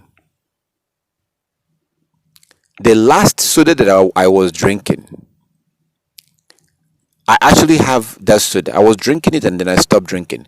I have it on the soda bottle, giant one. It's been years now. Did you know that each time I shake it, it still kind of looks fresh? If I pour that thing in a bottle and give it to you to drink in a glass, you would drink it. But it's been open for years now. And I kept it deliberately. So, if you begin to fast, if you can go from morning to 6 p.m., which is not easy for everybody. That's why I say like morning to 12 and then morning to 3. And then if you can do this, then your body will now switch. Your body will now get into a situation where your body will now realize, okay, no more a lot of sugars coming in. Your body will now switch and begin to burn the fat. The fat in your body, the fat in your ass, your laps, your hand, your stomach, your body will now begin to use them as energy. That's when you begin to lose weight. But you're not going to know this. Oh, by the way, don't look at scales if you begin to do this, because that will drive you crazy. So just stay away from scale. If you have a scale, put that thing away. Take it out of your bathroom and just put it somewhere. You don't want to be looking at your scale every day. That will drive you crazy. Just leave it alone. Put the scale away for a while. Maybe after a month, you now weigh yourself. I'm just saying this because it's going to be too much psychologically to have to get up there every morning and weigh yourself. Don't do that. Put the scale away. And when you begin to fast, put the scale away and check it after I was shocked. After some time, I weighed myself and I went from over 200 pounds, 208 to 212 pounds, down to, I think it was like 167 something. I was like, no. I don't want to be skinny. I wanted to be like 190 pounds or something. Because a man shouldn't be I mean, a man should not be skinny. I mean, it's okay if you're skinny, that's fine, but that's a whole different reasons. Um, when you're skinny, people look down on you. People can pick fights with you, and if you have a family to protect or whatever, the way people sees you matters depending on how you look. So I went from over 200 pounds to 160 something, I think, and I was like, no, I actually want to not be skinny. So this happened not because I was going to the gym, but because I changed the way I eat. So this is my life now. It's a way of life. Now the good thing is that, oh, I didn't tell you about the body odor. So the good thing is that all the junk inside of your body will all be gone. All the junk. This is good, because you don't have to worry about heart attack, you don't have to worry about stroke, you don't have to worry about cancer. I did mention about cancer, what actually causes cancer when your body becomes too acidic. And most Western food is too acidic. Fridays, fry that, Fridays, fry that, even the bread, Fridays, fry that. That's not good. Go to the store, buy natural food, go on YouTube and learn this thing, how to cook them. The Most High gave us more than enough food, more than enough food for us to eat, more than enough. So this seems like this is for somebody. I don't know who this is for. I didn't mean to do this because when we do this, I wanted to get some things and show you what your organs are doing. We will still do it in the future, and I will show you some things about your organs, your internal organs. You need to know your organs that is inside your body the same way you know what your nose are doing, what your ears are for, what your mouth is for. It's very important. So, yeah, that's why we become fat, and that's how we get out of that. Give the body space, allow the body to burn the energy, which we are not doing that. We are not allowing the body to burn the energy. It's really sad. The sad part about it also is that eventually your pancreas will fall apart. That's when you now have pancreatic cancer, and people die from this. Your pancreas will fall apart. Your pancreas will no longer produce insulin. This is what they call insulin resistant, because you've been eating the wrong way, and it's like, oh my goodness, you took a hammer and you keep beating your pancreas. You keep beating it. Of course, eventually the thing is gonna give up on you, because you keep eating all the time. You eat this, you eat that, you eat this, you eat that. Each time you put food in your mouth, I want you to imagine a factory. Your body is like a factory. I will show you when we do this again. I will show you some things so you can understand what I'm saying. I will show you and you see. Each time you put food in your mouth, it's like you just turn on the engine in the factory. You turn on the key and you start the engine. The first engine that gets started is your liver, that will process what you eat, separate what you eat, and then moves it down.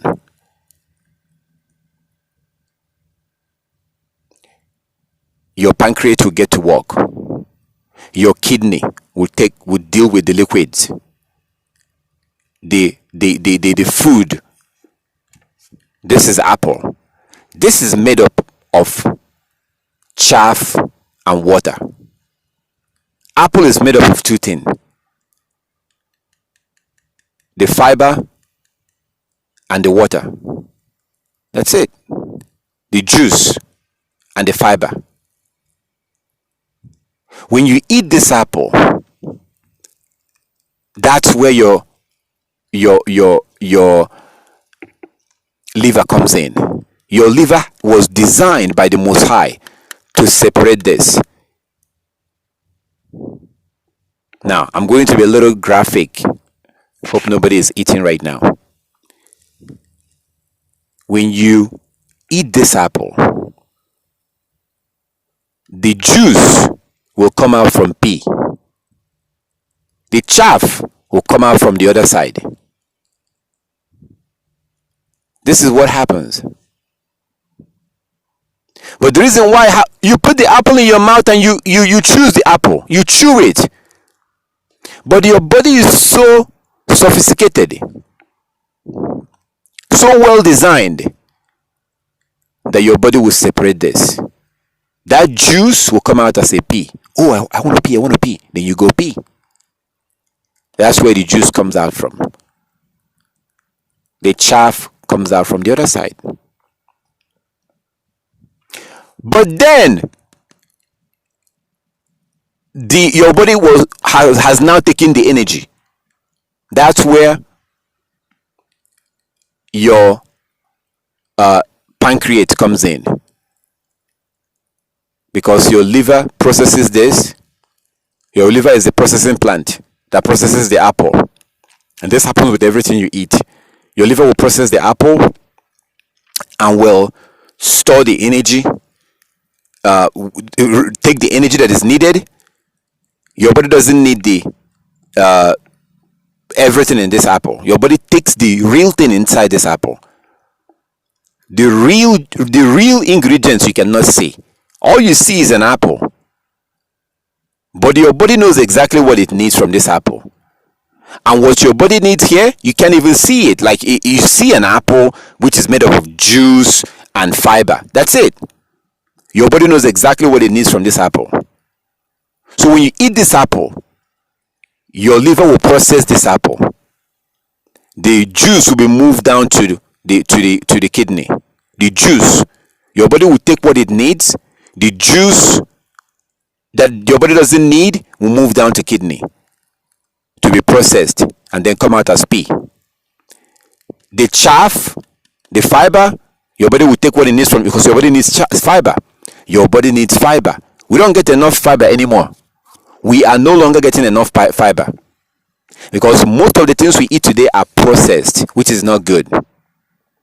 Most of the things we eat today are processed, and processed food, they take the fibers out. That's why it tastes like junk. But then now they taste like cardboard. Now they have to put all this chemical to make up. Why do you think they have so much chemical in this in the stuff we eat? There are some things that it makes no sense to put chemical, but they still put chemicals, because they take the fiber out.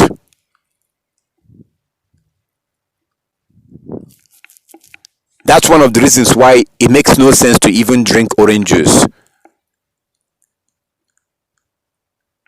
because you need the fiber on the orange.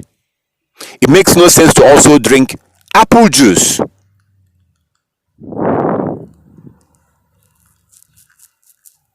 because the apple comes in full. Your body needs the fiber and the juice.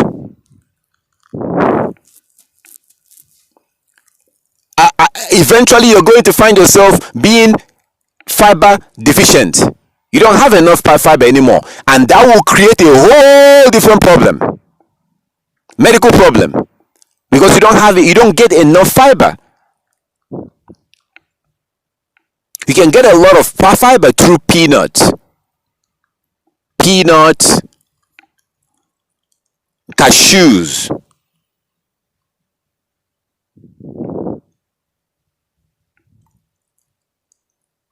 and many other things. Your body needs fiber. Food is not just food, it's medicine. People actually become fiber deficient. Actually, when you become fiber deficient, that you have a whole different problem. This is why we're so sick.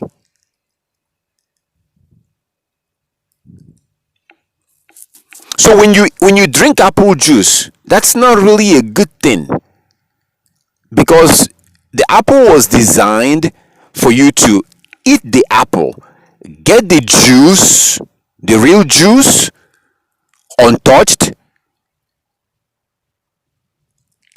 get the juice that you want because you want to apple, and also get the fiber that your body needs. The idea of taking apple and squeezing it and just drinking the apple, or only apple juice, that's not the way the Most High made it. But we're doing it. I don't drink apple juice anymore. I don't care if you write 100 million% natural orange juice, because it's not real. Even the 100% natural, it's not real.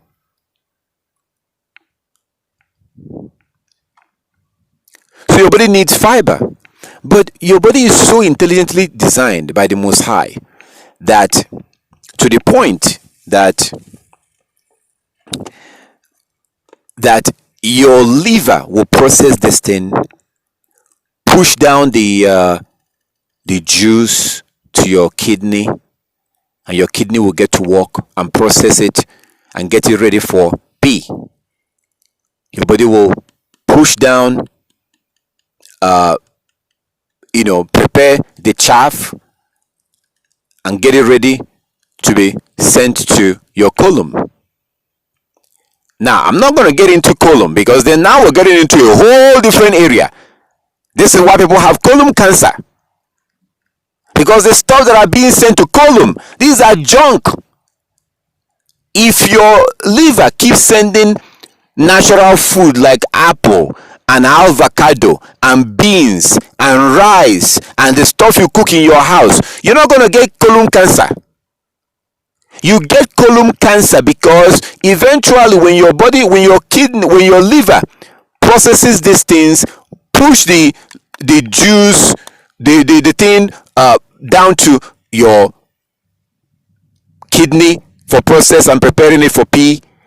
The rest will be pushed down to will be sent to your colon, where it's ready, waiting to go out from the back door in the toilet. But then the things that are being stored in colon have chemicals. Fried chicken, fried French fries, all this garbage. These things are not good. It's unnatural. Like it's like, how do I describe this? It's like, let me ask you something. Would you pour yourself gasoline on your body? Do you think it's okay to pour gasoline on your flesh? You think it's okay? Because when you eat this food with this chemical, this hydromonosodium glyphosate, this chemical and this chemical that I can't even pronounce, that's like pouring gasoline on your flesh. You're not going to do that. That's why I told you, when you eat the apple, don't eat apple directly. Peel the apple. Use a knife to peel the apple. Peel it. Remove this. Why? I explained that because of all the chemicals that apple gets contaminated. When they wash the apple, when the apple is in the field, a lot of things goes on. So, and then also they do wax the apple. They actually put color on the apple to make it look good. When you eat these things, it goes inside your body. As soon as it comes down to your liver, okay, your liver gets to work. Your liver was originally designed to process natural food, not chemicals. And these are things that leads us to colon cancer, which kills people. Colon cancer is I think is the third largest cancer killer, at least in America.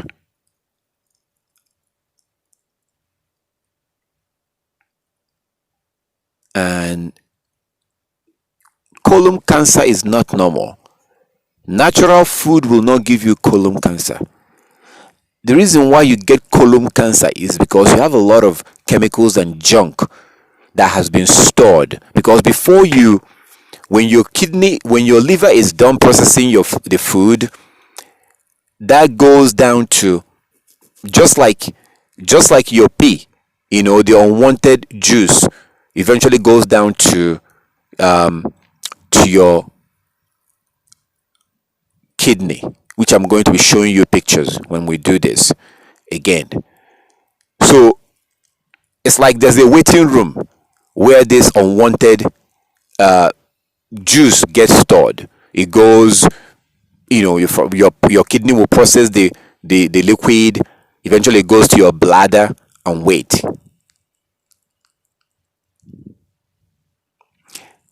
The hard stuff, the fiber from the food and all the stuff you eat, also goes to a place and stored and wait until you are ready to go use the bathroom. They are stored somewhere. Now imagine having to pour gasoline into your arm. You pour gasoline, you want to hold on to a gasoline, and you pour it and you hold it. You will hold that gasoline on your hand for like 5 hours or 2 hours. Then you get rid of it. Tomorrow you do the same thing. You get rid of it. Tomorrow, eventually, because your body your body was never designed to be having contact with gasoline. If you keep holding on to gasoline at least 1 hour in a day, then you get rid of it and you wash your hand, or you don't even wash your hand. Eventually, you are going to develop cancer. Why? Because gasoline is a hard chemical that was never designed to be around your body. This is how we develop colon cancer. And often, colon cancer is it's already bad by the time you discover it. Often, people may not even realize that they have colon cancer. All this goes back to what we eat, as we see in Psalm 107, verse 17 to 19. It goes back to what we eat. This is why we are so sick today. So sick, very sick. So, I told you a story, something that happened some time ago. I saw a sister, a so called black woman. She was going to the gym, and we started having a conversation. And we're talking about the scriptures, and I was trying to tell her that we have to keep the law. And I really wanted to help that sister. I really wanted to help her. She was extremely overweight. She was a young sister, maybe in her 40s. Yeah, in her 40s, she was a young woman, but she was extremely overweight. I mean, like, she's not a young woman. Okay, let me take that back. In the Hebrew culture, she's supposed to be a grandma. If you are in your 40s, in the Hebrew culture, you are a grandma. Because you had your first child like when you're like 12, 13. That's when you have your first child. So by the time you're like 16, you're already done having kids. By the time you're like twice that age, your own child, if you're like 30, if you're 30 years old, that means that your own daughter already has a child already when you're like 30. So by 30 years old, you're already a grandma in the Hebrew culture. Like literally, by 30 years old, you are already a grandma. By the time you turn like 48, 50, you're already like a great grandma. Because if you by the time you turn 15, you definitely have at least two kids. Yeshua's mother Mary became pregnant at 14. So, and at least every 15 years you have, if you have like every by the time you turn 30, that is if you're following the law and there's no whoring going on, boyfriend and girlfriend. You should get married when you see your period, and then by the time you turn 30, your daughter has her own daughter. By the time you turn 45, so by the time you turn 45, you're already for sure a grandmother going to great grandmother. But anyways, um so yeah, the sister that was like in her 40s, she's not a little girl, she's not a young woman in the Hebrew culture. In the worldly system, oh yeah, she was a young woman in the man-made system. But anyways, she was extremely overweight. And people who are like that, oh my goodness, that's not good. That is not good. When I see somebody who is sick, I can tell. If you're sick, I can even tell you're sick and you don't even realize that you're sick. I can tell. I can tell by the way you breathe. The way you breathe.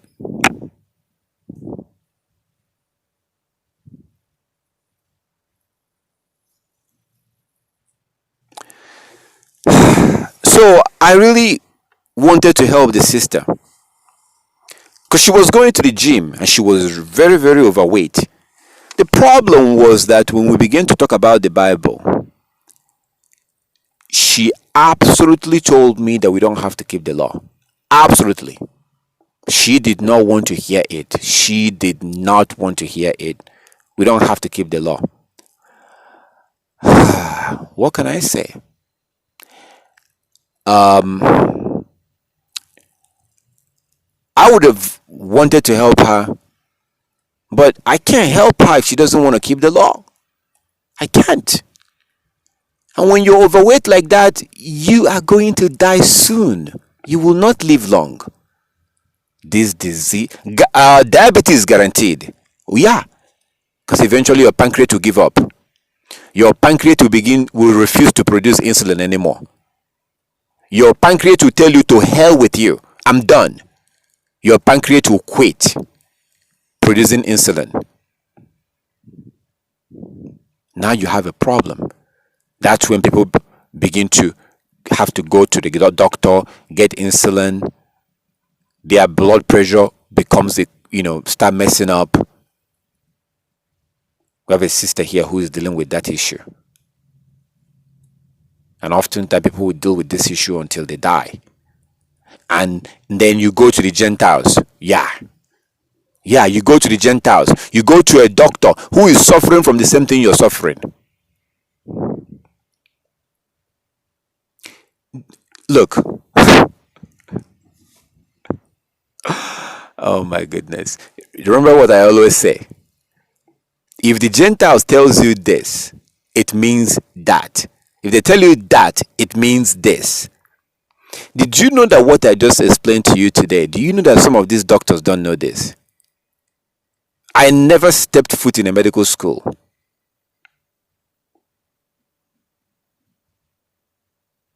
In the worldly system, I will be considered uneducated.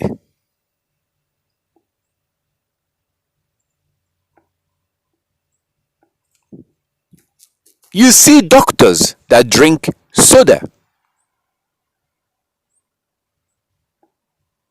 You see doctors that eat fast food.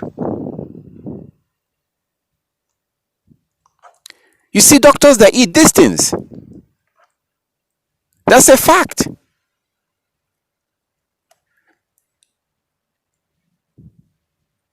The people that are supposed to help you, those you're supposed to go to, those who you're supposed to go to when you get sick, they have the same issue that you have.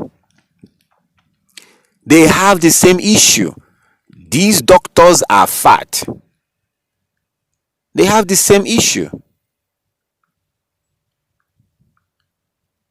They have the same issue that you have. They don't know what's going on. They are taught to prescribe drugs. That's what they do. These doctors are suffering and dying from these things. That's just a fact. But because you've been educated, which is very bad for you, because you've been educated, you don't understand these things, and you will not understand it. Doctors don't know this. If you go to them, what do? They prescribe this drug, they prescribe that drug. They don't talk about your food. They don't talk about your diet. They don't talk about these things. They don't. They don't. If they do, there will be a problem. They're there to prescribe drugs. Everything I gave you today, you don't need to pay anything. It's just a matter of changing your lifestyle. Living a holy life, not eating the way you used to eat. That's what you need to do. Nobody is going to have to make money for you to do this. Actually, you will just save money and save yourself from pain and suffering. Doctors are illiterate on health. Real health. Real health. You have no idea what I just gave you right now. But you should try it. You should try it. And you should see how those weights are going to go off. And then you find yourself in the situation that I found myself. You're like, no, I want to get some weight. I don't want to be skinny. Everything is upside down. Europeans don't know what they're doing. They scammed you. It's a scam. I did have a picture that I'm trying to see if I can show you. A picture of a doctor in front of a fast food restaurant. I don't know. I have a lot of pictures here. Yeah, I don't think I can find it. A doctor in front of a fast food restaurant eating hamburger. And this is somebody who's supposed to help you, right? Eating hamburger. So that's the world that we live in right now. Remove your trust and your hope on the Gentiles. Don't trust the heathen. Okay? They can't help you. The heathen cannot help you. Go back and keep the law. Every information that I provided here today, if you don't want to keep the law of the Most High, I pray that it doesn't work for you. I pray that it will not work if you don't want to keep the law. Keep eating the way you're eating. Keep getting fat. Eventually you're going to die of heart attack if you don't want to keep the law, or you get a stroke or something. So these things are, I thought I had a picture, but whatever. Picture of a doctor. I was like, I saw this doctor in front of a fast food restaurant eating hamburger. A Hebrew with his robe and his Lexus. Why is he a doctor? Because of money. That's why he is a doctor. Because of money. To make money. Don't trust these people. Trust your God. Trust your God and eat naturally. Do not trust man. These people cannot help you. They don't know what they're doing. They are diseased out. Can you see that? They're fake. It's all an illusion. These people are extremely sick. Hospital everywhere. Doctors and nurses and doctors' office everywhere. And they are still diseased out. Cancer everywhere. Fat people everywhere. All kinds of disease. Go to the hospital and see. This is with all their so-called technologies. With all these technologies they have, they are still diseased out. Can you see what's going on? It's all an illusion. They can't help themselves. They don't know what they're talking about. When it comes to medicine, Europeans have no idea what they are talking about. If you trust them, you are doomed. Doomed. Look at chemotherapy. Oh my goodness. Oh my goodness. This is sad. Chemotherapy. Hi. Goodness. Chemotherapy. Somebody start eating junk, their body becomes too acidic, their cancer cell begin to grow. They have cancer.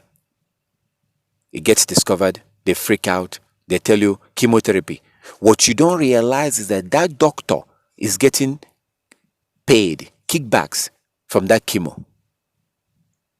And this chemo will destroy, oh my goodness, oh man. If you know what chemo is, if you know what a chemotherapy is, it's like there is one, okay, let me use human body as an example.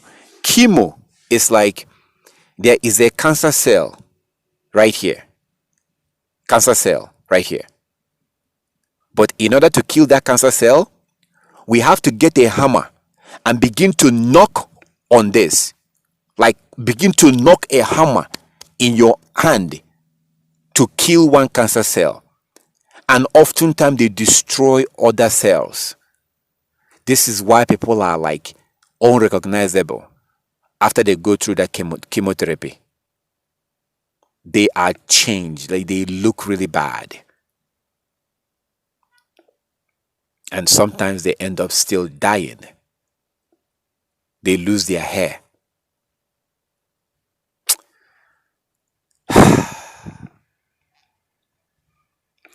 All these things is avoidable.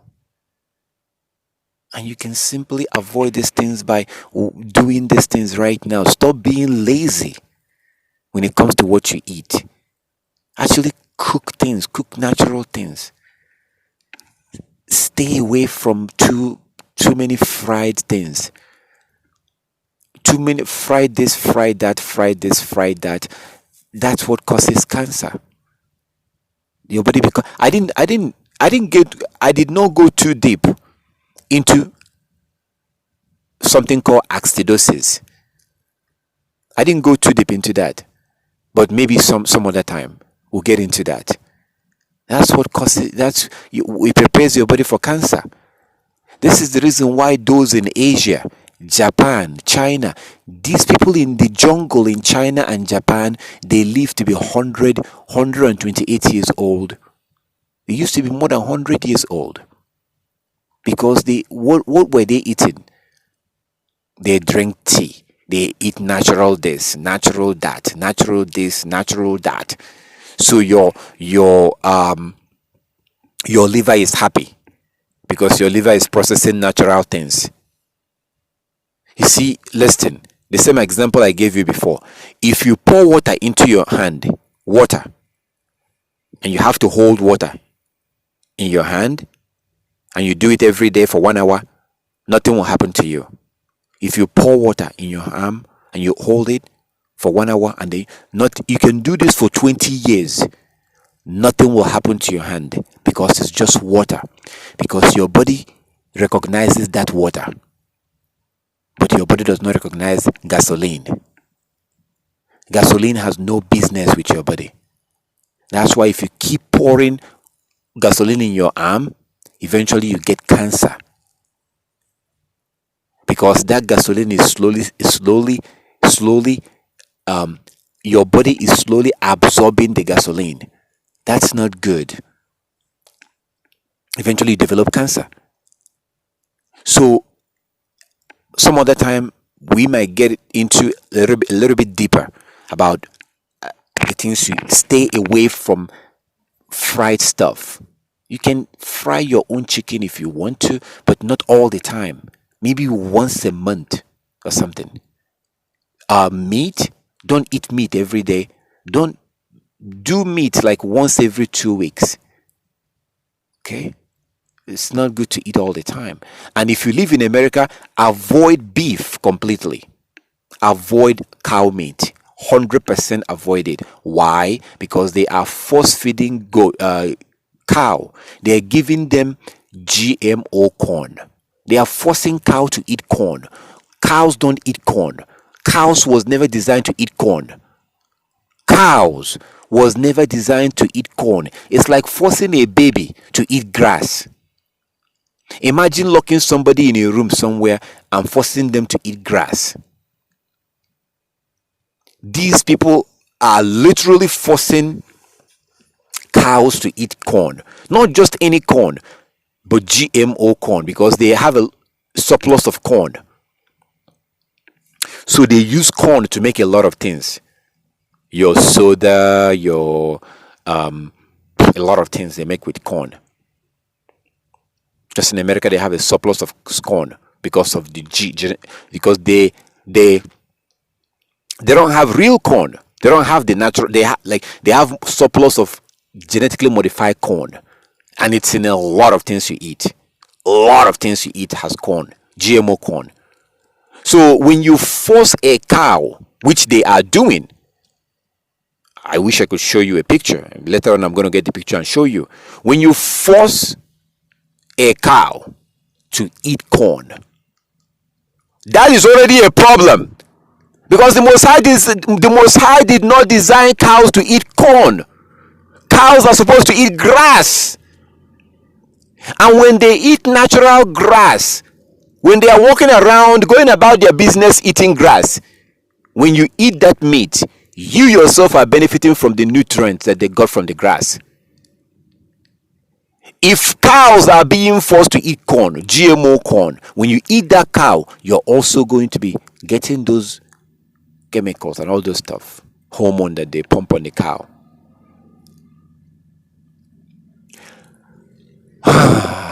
My brothers and my sisters, this is a way of life. Just like you've changed your life in a lot of other ways, you have to also change your life in this way when it comes to what you eat and the way you eat. Now, I believe that when we do this again and I show you some things to better understand your body, I think it will help you to understand more, like, the things you eat and what you shouldn't be eating and things like that. And we're going to cover it in general, pretty much a full, complete, it's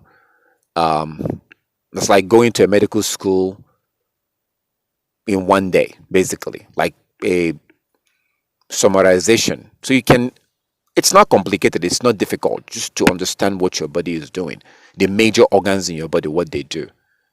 Because if you know what they do, then you know how to take care of them and not be putting whatever into your mouth just because it smelled good and then it tastes good, then you keep eating it.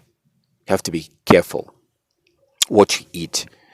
And so this is for those who are keeping the law, those who are keeping the laws and the commandment. This is not meant for everybody. I don't want to help. Oh yeah, I was talking about the sister, right? So the sister was so fat, right? And I saw her and we're talking, and I was talking about the keeping the law, and she didn't want to hear it. Now, if that sister if she had any kind of, like, if she wasn't debating and arguing that, saying that we don't have to keep the law, usually, I might give the person something with information, with scripture or something. But what I could have done for a sister like that, she doesn't have to go to the gym.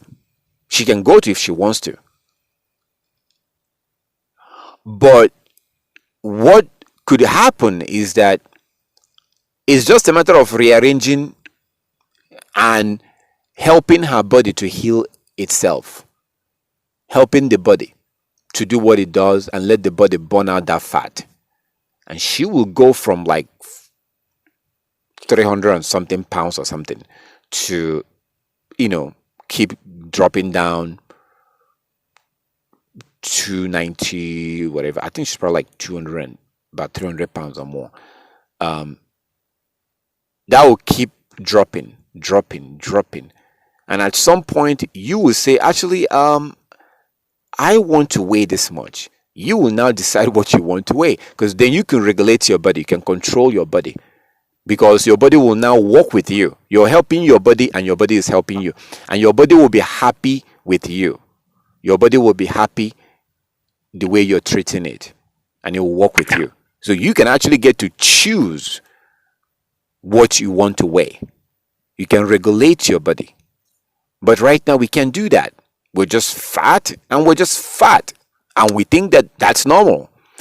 And then we reap all the negative consequences as a result of that. No, that's not normal. Someone like that, I could have helped her to, to get rid of those weight naturally.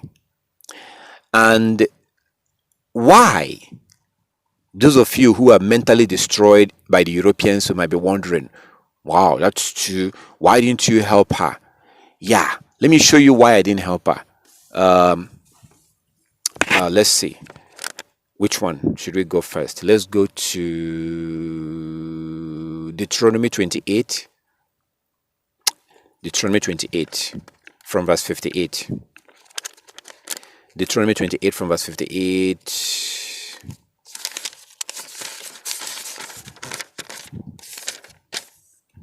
Deuteronomy 28 from verse 58. Deuteronomy 28 from verse 58. Deuteronomy 28 from verse 58. If you do not diligently observe all the words of this law that are written in this book, fearing this glorious and awesome name, Yahweh your Elohim. Verse 59. Deuteronomy 28:59. Then Yahweh will overwhelm both you and your offspring, meaning your descendant, your children, your offspring, with severe and lasting afflictions and grievous and lasting maladies. Verse 60. Deuteronomy 28:60. Verse 60. He, the Most High, will bring back upon you all the diseases of Egypt, of which you were in dread, meaning that the disease that you used to see in Egypt that you were scared of. Verse 60, he will bring back upon you all the diseases of Egypt, of which you were in dread, and they shall cling to you. Verse 61, every other malady and affliction, even though not recorded in this book of the law, Yahweh will inflict on you until you are destroyed. So this is talking about sickness. I'm reading from what translation is this? This is the New Reverse Standard Version with Apocrypha. New Reverse Standard Version. So this is talking about disease. The disease that he's going to bring, and the Most High is not playing around. The Most High is not playing around. If you don't keep the laws, you will be sick. That's why I don't help those who don't keep the law. That's why I pray, if you don't want to keep the law of the Most High, then my prayer is that you will think I'm crazy. And I pray that you will think I'm a liar. I'm a deceiver, because I want you to go away. Go do whatever you want to do, and then we shall see.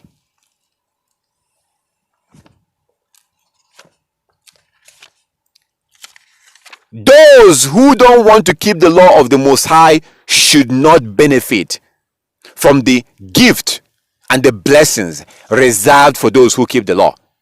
Those who keep the commandment, there are blessings reserved for them. And we shall see that. We're going to go to Exodus also. There are curses reserved to those that don't keep the law. And part of that causes is sickness. So I'm going to go to different translation.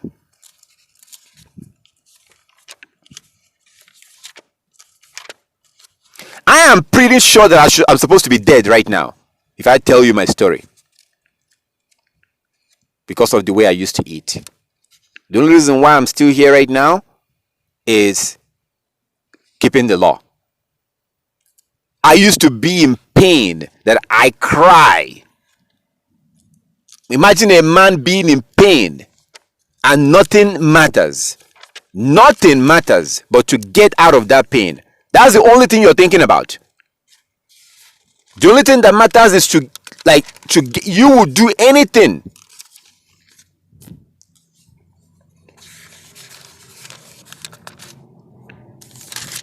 Then sometimes we get angry.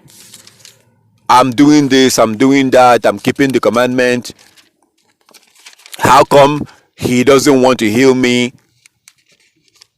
I'm keeping the law. What law are you keeping? Oh my goodness. So keeping the Sabbath and wearing fringes, that's the law? Really? There's a lot more than keeping Sabbath and wearing fringes. So Deuteronomy chapter 28 from verse 58 that I read before. And it's talking about diseases that he will send to those that refuse to keep the law. So let's do that from King James. King James from Deuteronomy chapter 28 from verse 58. If thou wilt not observe to do all the words of this law that are written in this book, that thou might fear this glorious and fearful name, Yahweh your Elohim. Verse 59. Then Yahweh will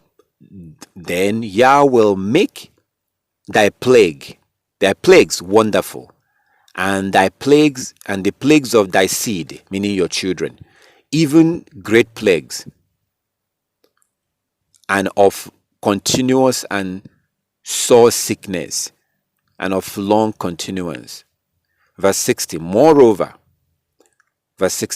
he will bring upon thee all the diseases of Egypt which thou wast afraid of, and they shall cleave unto thee. Verse 61. Also, every sickness and every plague which is not written in this book of the law, them will Yah bring upon thee until thou be destroyed. Okay. Yeah, that is if you don't keep the laws and the commandment.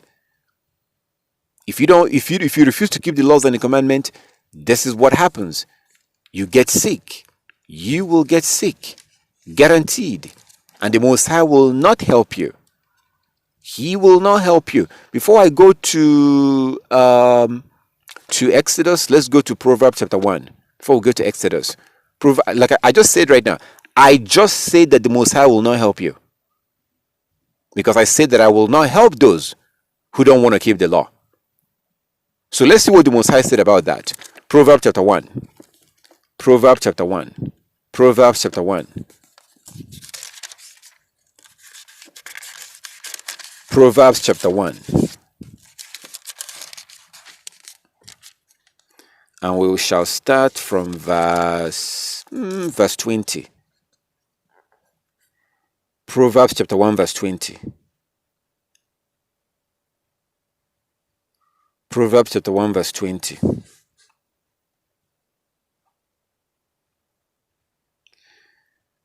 Proverbs chapter 1 verse 20. Wisdom crieth without, she uttereth her voice in the street. She crieth in the chief place of concourse, in the openings of the gate. In the city she uttereth her words, saying, How long, ye simple ones? How long, ye simple ones, will ye love simplicity? And the scorners delight in their scorning, and fools hate knowledge. Right now, we are fools. That's just the truth. We don't want to have the knowledge of the Most High. We don't have interest as we do compared to the. We are so interested in the system of the Gentiles. We want to be knowledgeable. We want to learn their system. We want to be smart in their system. We want to be educated in their system. Verse 23. Turn ye at my reproof. Behold, I will pour out my spirit unto you. I will make known my words unto you. Verse 24. Because I have called, and ye refused. I have stretched out my hand, and no man regarded. Verse 25. But ye have set at naught all my counsel, and will none of my reproof. Verse 26. I will also laugh at your calamity. I will mock when your fear cometh. Verse 27. When your fear cometh as dissolution, and your destruction cometh as a whirlwind, when disaster and anguish cometh upon you. Verse 28. Then they shall call upon me, but I will not answer. They shall seek me early, but they shall not find me. Verse 29. For that they hated knowledge, and did not choose to fear Yah. They will none of my counsel. They despise all my reproof. Therefore shall they eat of the fruit of their own way, and be filled with their own devices. Now, I'm going to read that from New Living Translation. Wisdom shouts in the street. This is Proverbs chapter 1. Proverbs chapter 1 from verse 20. Wisdom shouts in the street. She cried out in the public square. She calls to the crowd along the main street, to those gathered in front of the city gate. Verse 22. How long will you simpletons? How long, you simpletons, will you insist on being simple-minded? How long will you, mockers, relish your mockings? How long will you fools hate knowledge? Verse 23. Come and listen to my counsel. Verse 23. Proverbs chapter 1:23. Come and listen to my counsels. I will share my heart with you and make you wise. Verse 24. I called you often. I called you often, but you wouldn't come. I reached out to you, but you paid no attention. Verse 25. You ignored my advice and rejected the correction I offered. Verse 26. So I will laugh. I will laugh. I will laugh. I will laugh when you are in trouble. I will mock you when disaster overtakes you. Verse 27. When calamity overtakes you like a storm, when disaster engulfs you like a cyclone, and when anguish and distress overwhelm you. Verse 28. When they cry for help, I will not answer. Though they anxiously search for me, they will not find me. Verse 29. For they hated knowledge and choose not to fear Yahweh. Verse 30. They rejected my advice and paid no attention when I corrected them. Verse 31. Therefore they must eat the bitter fruit of living their own way, choking on their own schemes. Verse 32. For simpletons turn away from me to death.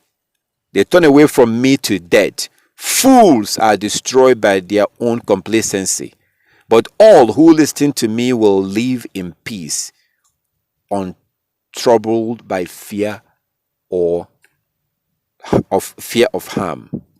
So now let's go to, so the Most High basically is telling you here that he is going to laugh at those that disregard his law, his commandment.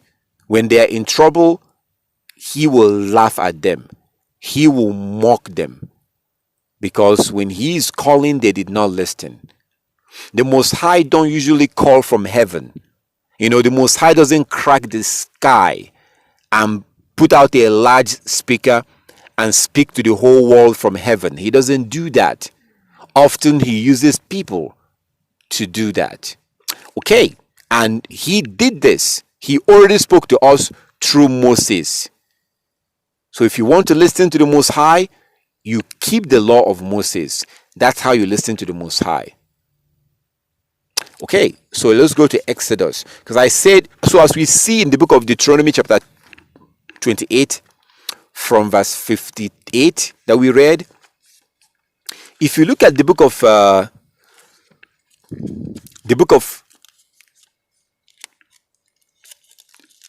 book of Deuteronomy chapter 28 that we read, when you look at that book, the Most High say that he will make people sick. Now I want to show you the opposite of that. I think it's important to know these scriptures. So the Most High is saying that he will make those that refuse to keep the law, he will make them sick. Deuteronomy chapter 28 from verse 58. Deuteronomy 28 from verse 58. He will make those that refuse to keep the law sick. He said that.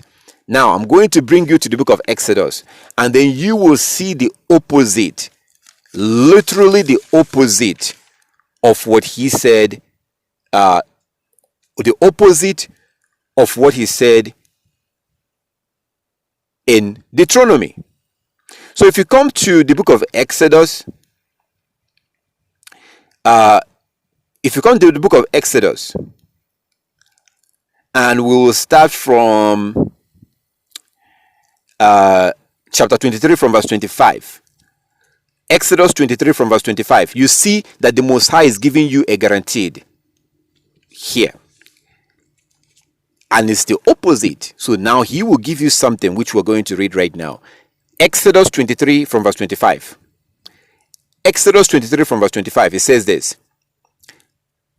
And ye shall serve Yahweh your Elohim, and he shall bless thy bread and thy water, and I will take sickness away from the midst of you, of thee. Verse 26. Exodus 23, 26. Exodus 23, 26. There shall nothing cast their young, nor be barren in thy land. The number of thy days I will fulfill. Now let me read that in the New Living Translation. Exodus 23 from verse 25. You must serve only Yahweh your Elohim. If you serve him only, I will bless you with food and water, and I will protect you from illness. Verse 26. There will be no miscarriages or infertility in your land, and I will give you long, full lives. So the Most High said in the book of Deuteronomy chapter 28 from verse 58 that if we don't keep the law, he will make us sick. We will be extremely sick if we don't keep the commandment. That is the causes of not keeping the commandment. If we keep the commandment and we serve him, if we serve him, then you go to Exodus 23 from verse 25. He said that I will take away disease from you. I am a witness. I am a testimony. I know what I used to go through. So if you begin to keep the laws and the commandment, whether you like it or not, you're going to have to change the way you eat. You can no longer eat the way you used to eat in the past. Oh no. Oh no. So when we do this again, I'm going to try and give you more information, because there's a certain way you're supposed to eat. And I've basically given you the information in a way, kind of like to get started with fasting. I think you should start considering fasting. I think I tried to explain to you. I tried to explain what happens when you fast. When you fast, something happens to your body. Okay, your body needs time to burn the energy that you're eating. We don't give our body that time now because we don't even know about these things. We don't even know about these things. We are busy doing nothing. We're busy in the world. Walk. We have to do this. We have to do that. We don't even care about our health. We keep stuffing junk down our throat. But it goes back to the law. if you begin to keep the law, nobody even needs to tell you to become conscious. You begin to eat differently, and these things will eventually translate into you beginning to have good health, even if you are already suffering from something. Because what happens often is that somebody, basically 100% of the time, what I'm telling you right now is 100%, somebody gets a cancer. My brothers and sisters, the real reason why they got the cancer is never discussed. Zero discussion. Oh my goodness. Oh my goodness. Oh my goodness. Oh. The real reason why they got the cancer is never discussed. Did you know? I think I mentioned Exodus. It was Exodus 23. Exodus 23 from verse 25. That's where the Messiah said that he will take away the disease from you if you keep the law, if you serve him. So back to what I was saying. Did you know? Have you ever been to a hospital? These people rarely talk about your lifestyle. It's all about prescribing drugs. Oh my good. No! If something goes on in your body, there's a reason why it happened.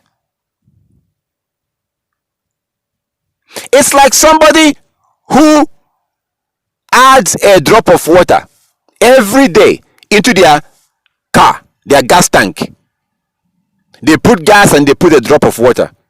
Your car will be moving. But if you keep doing that, eventually you're going to create a problem.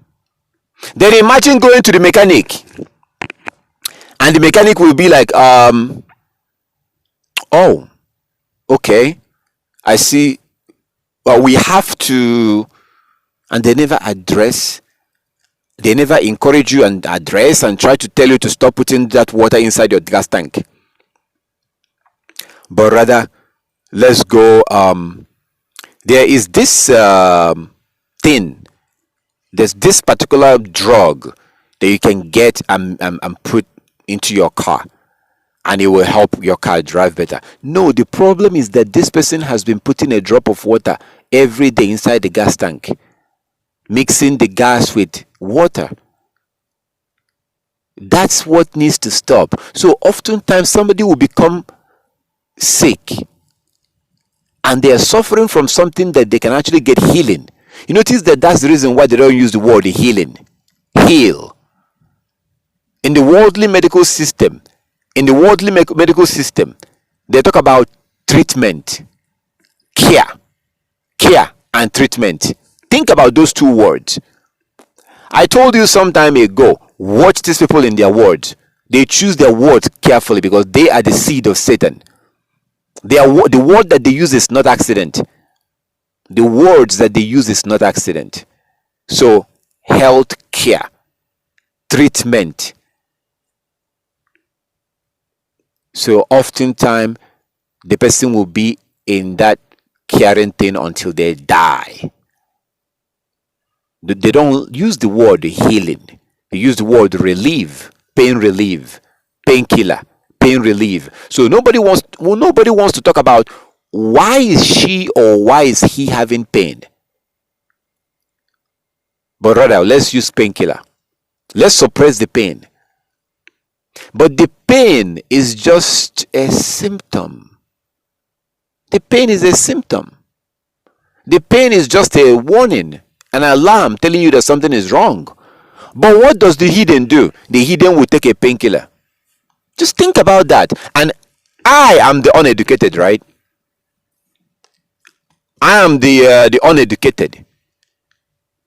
The educated don't realize that maybe we should focus on stopping the pain. But what do? They prescribe painkiller. But then the pain, you're having a pain for a reason. It's not a good idea to, it's like, let's say you have a car and one of your like say for example, the light goes off in your car, telling you that your tire is going down. Your tire is going down, and there's a warning light. And then what do? You get a piece of paper. You get a piece of paper and you use it and you cover that warning light, and you keep driving. Does that mean that you fix the problem? No. So the pain, when you have a pain, the pain is just a symptom. The pain is not the problem. The pain is to tell you that something is wrong. Same thing with cancer. So oftentimes when somebody has a cancer, it's really a death sentence because of the way they approach it. These devils don't approach it in a way that you can be healed. Because when they see you, they see money. Money. You represent money. I know somebody, and oh my goodness, the way she died a miserable death. Miserable death. I know somebody, the man involved, he was like a kind of like a friend of mine, I guess. I don't know if I can say that, but he was somebody that I know. And we talk, and he tells me stuff about the woman that he lives with. She had cancer. She was dying of cancer. And then one day she was so skinny. The day I saw her, she was so skinny. She lost a lot of weight. So then one day we were having a conversation, and then he told me that I think he mentioned that she is sick again. And I was like, hospital? And he told me, this was like years ago. He said no, that the hospital wouldn't take them. And I was like, what? The hospital will not allow you to come to. He said no, that the hospital no longer takes them. So they have exhausted they've gone to the hospital, and at some point the hospital will be like, no, we can't take you anymore. Then they'll go to a different hospital. So this is what these people keep doing. And eventually she died. Eventually she passed away. She died. So you don't want to rely on the Gentiles for your health. Rely on the Most High. But then, if you don't keep the law, then I don't believe in luck.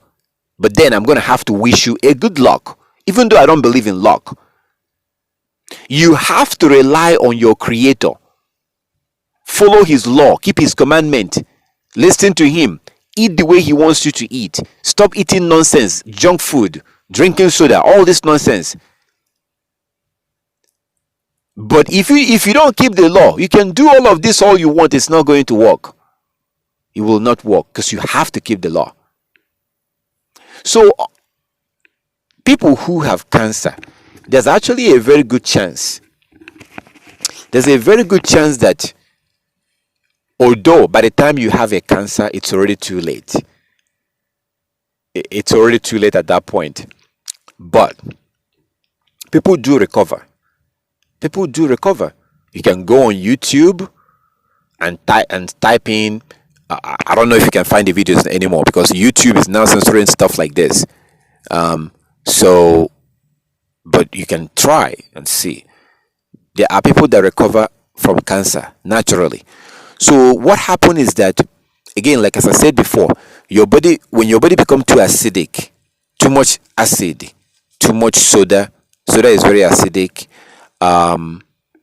Orange is acidic, but it's a good acid because it's natural acid.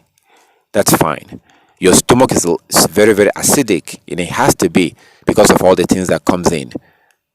So the problem is that we eat all this nonsense and our body is too acidic, and then eventually you develop cancer. And then nobody talks about what you're eating, and you keep eating the same way, and the cancer cells are developing and they keep growing. You keep eating the same way, they keep growing. Look, you can actually make a difference if you can alter the way you eat. and eat differently, you know what happens at that point? Your body can now begin to heal.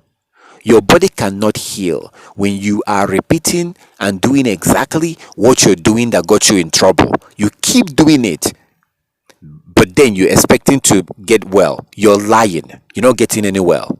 You're a liar. You must stop that thing that you're doing that got you in trouble in the first place. And this will now allow your body to begin to heal. Our body can heal. Our body was designed to heal. You can have a cut. Something can cut you in your flesh and then you bleed.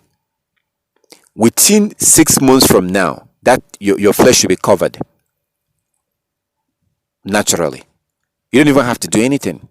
Just stop the bleeding and just deal with the pain, and eventually that thing will cover. That's the way the Most High designed our body. What happened is that today we do stuff, we eat things, we live a lifestyle, then it gets us in trouble health wise. But then we totally ignore that and we keep eating the same way while we're going to go get some pills. And these pills don't really help because it's a synthetic pill. They can't heal your body. It's a mess. And oftentimes people will die as a result of this. Oftentimes they will die. Oh my goodness. That's the situation. So that's the thing. You have to. I'm gonna leave it like this. Start keeping the law. Continue to learn the laws and the commandment and keep them. Start keeping the laws of the Most High. Keep the Sabbath. Keep the next Sabbath. Grow your beard. Wear your fringes. Get circumcised if you're not circumcised. Keep keeping the law. Keep the feast days. Don't eat shrimp. Don't eat. Learn the laws and the commandment and keep them. As soon as you begin to keep the law, your conscience will begin to change, and slowly you begin to become conscious of what you eat. And this will actually allow your body to begin to heal. Hey, you might even be developing cancer without even realizing it. But by changing the way you eat, those cancer cells will stop growing. They will stop spreading. Why? Because you're no longer eating those junk that is making them to grow in the first place. Fast. Start with fasting from like as I said before, I'm just summarizing now. Start with fasting from morning till 12. Don't eat anything. Brush your mouth before you sleep at night. Clean your mouth before you sleep. Wake up, don't eat anything. Get ready, do whatever you need to do, and then eat like by 12. You can start from there. Hey, if you feel like you're strong, you can go even further. Go from morning till 3. I can go from morning till evening. I can go a day. Sometimes in a day, I don't even eat. In a whole day. So what happens at that point? I'm not going to die. But what happens is that my body begins to burn the fat that was stored. It begins to burn it. That's what happens. And that's how you get rid of fat in your body. Going to the gym is okay. Exercise is okay. Don't exercise too much. You're going to stress and overwork your body. No. Don't be like the Gentiles running every day. No. You don't need to exercise every day. It's all about what goes into your mouth. And also being gauging and working with your body and not just stuffing any junk down to your mouth. No. Your body needs time to burn those energies. We eat too much and the body doesn't have time to burn those energies. It just keeps storing them. Then now you're worried. Your ass is too big. Your arm is too big. Your neck is too big. Your laps is too big. Your stomach is too big. Yeah, what is your body supposed to do? What is your body supposed to do? How is your body supposed to get rid of the fat? These are fat that was supposed to be burned. What do I mean by burned? What I mean by burn is like when you wake up in the morning and you don't eat. You go about your business, doing what you need to do. By 2 in the afternoon, you haven't eaten anything. Your body is using energy to keep you going. You're thinking, your brain. I didn't even get into your brain. I talk about your brain a little bit. I talked about your brain, how your brain is connected to your mind. Then your mind is connected to your spirit. Your spirit is connected to the Most High. That's how it works. I didn't go into more details about your brain, but your brain uses a lot of energy. I want you to think of an app on your phone. When you use that app, it drains your battery. Your brain uses a lot of energy because your brain is a super machine. So if you get up in the morning and you go about your business, by 2 in the afternoon you haven't eaten anything. By 3 you haven't eaten anything. Okay? But you're still going. And what you're going to find out is that you're going to have more energy. You're going to feel better. You will not feel fatigued, like, always tired and always. Yeah, why won't you be always tired? But once you begin to live this lifestyle, you begin to burn energy like that, you feel good. You feel good. Oh, and when you actually decide to eat, it will taste really good. It will taste good.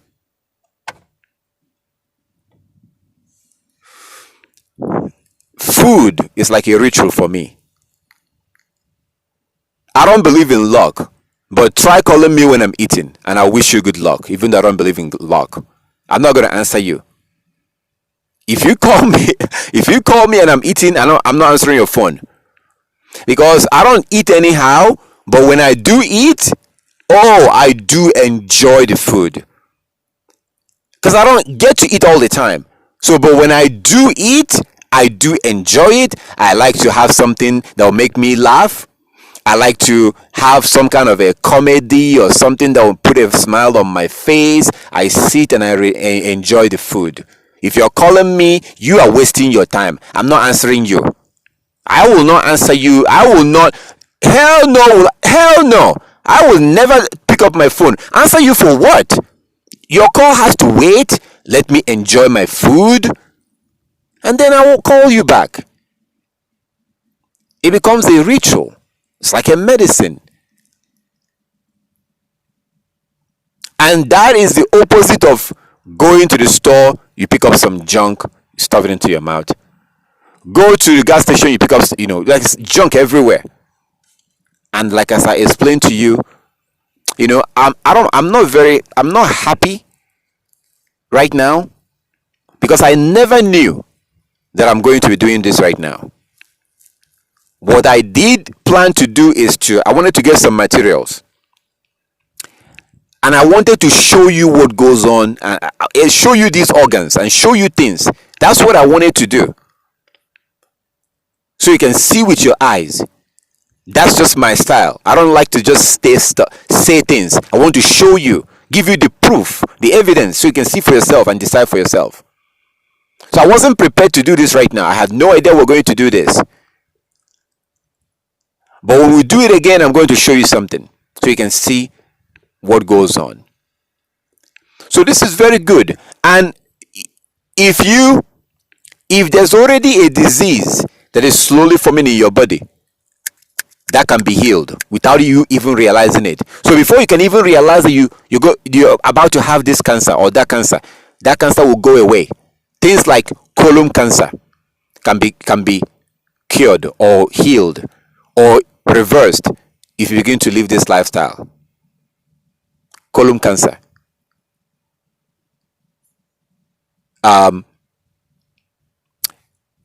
You have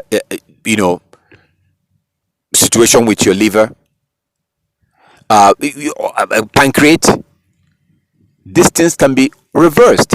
Why? Because you stop doing those things that are overwhelming your body. And when your body has to do some work, your body is working with things that they're familiar with, natural things that will not cause any harm. The liquid that I drink right now is pretty much water. Water is the liquid I drink. Any other liquid I get from stuff like apple or orange. I love oranges. I love oranges, I love apples, I love bananas, and I do eat them like food. Like as I said before, I think I explained to you how to eat them like food. So I explained before that if I want to eat sometimes in the evening, sometimes in a day, all I eat in a day is just um, I'll get like four avocados, and like for example yesterday, so I'll get like four avocados or three avocados or two avocados, like with like five or six apples, and I'll eat them together, and that will be it for the day or something. In like that's I am not saying you should. I don't think you should do that right now. You shouldn't do that because I've been doing this for a while. So I'm not saying that you should do. I don't think you should do that. You need to train your body. You shouldn't be that extreme. Take it easy, one at a time. Maybe you fast. I think it should be a lifestyle. It's not something you should want to do. So you want to do something that will be permanent. You don't want to go back to your old ways again. These are things that will allow you to actually live to be 80 years old, 90 years old, and still be well, alive, and not be falling apart and begging to die. No. So it should definitely be a lifestyle that no more 3 square meal. Stop that nonsense. Don't eat 3 times a day anymore. And I do highly recommend, say for example you have a job and you go to work, have things like this with you. Have apples, have peanuts, cashews, have natural things. If you feel like you want to eat something natural. These things will not do much to you. It will not do you any harm. Don't eat the outside of the apple. Make sure you peel it. It might take you some time to peel it, but peel it. I explained the reason why you shouldn't eat the whole apple.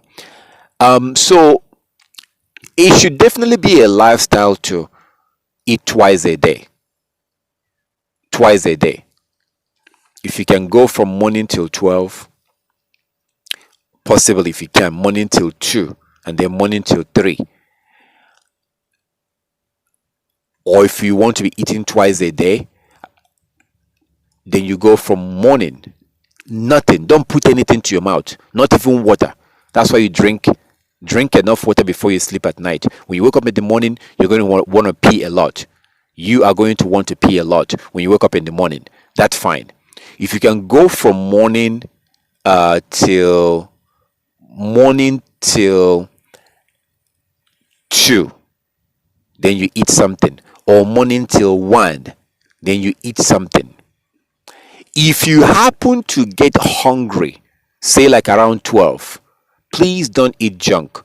Eat something natural. If you can manage to, those of you that want to lose weight, this is for you, and those that want to stay healthy. If you can manage to go from morning till like 2, that would be ideal. This will begin to allow your body to begin to burn that fat and put your scale away. Put that weight away. Don't be weighing yourself every day. Weigh yourself like once a month or once every don't when you start doing this, don't weigh yourself like for 1 month. Then afterward you can start weighing yourself like every 2 weeks. Because I know it may be difficult for you to resist weighing yourself. But weighing yourself every day will discourage you. Because of course you're not going to see any progress in 2 days. You're not going to see progress in 6 days. You will not see progress immediately. It takes time. Because you have all this junk fat in your body and your stomach and your ass and your thighs. That thing will not be burned in 1 month. It takes time. If you can resist it, put the scale away. Wait for like 1 month. Then after that, you can be weighing yourself every 2 weeks. As your body is burning those fat, you are also, a lot of things is being cleaned out. Your arteries, those pipes in your body that goes to your liver, to your heart, the inside is being cleaned out. and blood is flowing the way it's supposed to flow. This is something good, because then now you are going away from heart attack. You're not gonna your risk of heart attack is now going down. Your risk of heart attack will begin to go down, because your body is being cleaned out. But your body cannot be cleaned out when stuff is still coming into your mouth. Those that want to have a complete cleaning of their body, then you should eat once a day. It should be like once a day, and it should be like in oh man, it should be like in the evening, so that you can go about your business in the daytime doing things, and your body is using the fat to supply you energy, burning those and helping to clean out the system. So this should be a lifestyle. No more eating three times a day. Eat twice a day. And fast. Sometimes try yourself. Do it. Go from morning to 6 p.m. Give it a try. And like as I said, you are going to see physical results for sure. But you are also actually going to dodge some bullets. You will dodge dangerous bullets like cancer, colon cancer, this disease, that disease, because heart attack, stroke, diabetes, for sure. If you want to avoid diabetes, don't eat all the time, so that in that way your pancreas will not be producing insulin all the time. Because the reason why people become diabetic is through you're eating all the time, and then what happens is that your pancreas has to produce insulin each time you eat, to put the thing to put the energy, the glucose into your bloodstream. So eventually your pancreas gets tired. It stops working. They call it insulin resistant. Insulin resistant.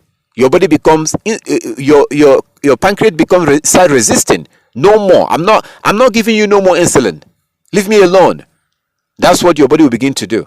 So now you need to get a shot of insulin, and now you are a mess at this point, because now it's like downhill from there, and that can develop into all kinds of other issues. So that's how it begins. But if you begin to live your life like this, no more three times a day. What did the Most High say in Jeremiah 10:2? Jeremiah 10:2. Learn not the ways of the heathen. Learn not the ways of the Gentiles. Jeremiah 10:2. The idea of eating 3 times a day came from the Europeans when they went from Europe to the Americas. That's where that idea came from. So having this as a lifestyle, fasting a lot, making fasting as part of your daily routine. Yeshua did it. Our ancestors fasted. Moshe, all of them, like our ancestors, it was a way of life. They fast. That's why you see the Muslims, the Arabs, they fast. We don't fast. We are gluttons. We eat whatever. We are fat. We are overweight. We're diseased out. We don't fast. Look at the Muslims. It's part of their lifestyle. You have to fast. It's not just a religious thing. It allows your body to be able to do what they need to do, and your body will be happy with you. And if there's some kind of a problem developing behind the scene, like colon cancer, this disease, that disease, the risk will begin to go. They will begin to be reversed. So that means that you begin to develop healing. You will actually begin to get healing without even realizing it. When you begin to live a life like that, you start getting a healing. So I don't know why you wouldn't do this. I have no idea. I don't know why you wouldn't want to change your lifestyle like this. And anybody, you can give me a call if you hear this and you have a question about it or whatever. You can always give me a call if you need any help, or you can call anytime. If I am having my ritual, my food, if I'm eating, I often eat once a day. If I'm doing that, I am not answering you because I'm enjoying whatever I'm eating. So I will not answer you. I eat goat meat once a month. I usually eat goat meat during the new moon. During the new moon, that's when I eat goat meat. So oftentimes that's when I eat goat meat. I don't eat meat all the time. It's not good to eat meat all the time. Not good. Not good. Fish you can eat all the time. Fish, because fish is a lot more cleaner. So fish you can do all the time. Meat, no, don't do it all the time. Hey, at the same time, do not stop eating meat. Don't stop eating meat. Don't be like the Gentiles, because your body needs meat. Your body does need meat. Don't become foolish and become a vegetarian. You have to eat meat, but you don't eat meat all the time.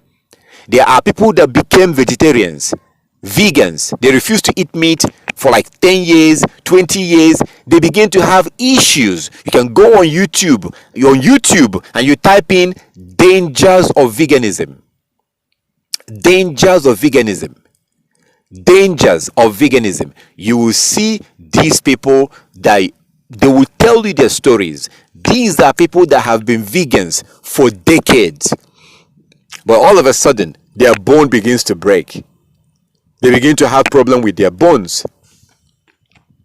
And then they will find themselves. You will see different stories, multiple stories. Just type in dangers of veganism. These people will tell you their story. They used to not eat meat. It was their life. It was who they are. But then they begin to have bone issues. And they face a situation. Either they start eating meat and leave, or they continue refusing to eat meat and they die. And they will go back and start eating meat right away. So don't eating meat is okay. The Most High told us to eat meat, and your body does need meat. That's why if you stop eating meat, your body will begin to your bones will begin to become fragile. And if you have a fall, you could break your bone, because your bone is no longer strong, because your body is being denied the nutrients, the things that you need, all the good stuff you need from a meat. But it's not just any meat. It has to be a grass-fed meat.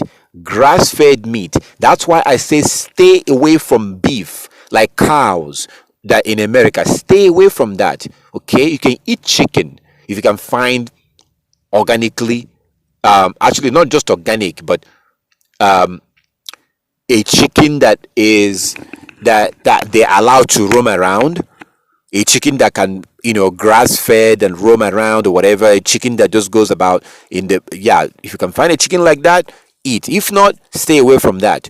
Look around in your neighborhood. If you want to eat meat, Google goat meat or Google Jamaican store, Caribbean store or African store. Make sure your location is on your phone and you type in African store near me or Caribbean store near me. Oftentimes when you go there, you will see goat meat, especially in the African store.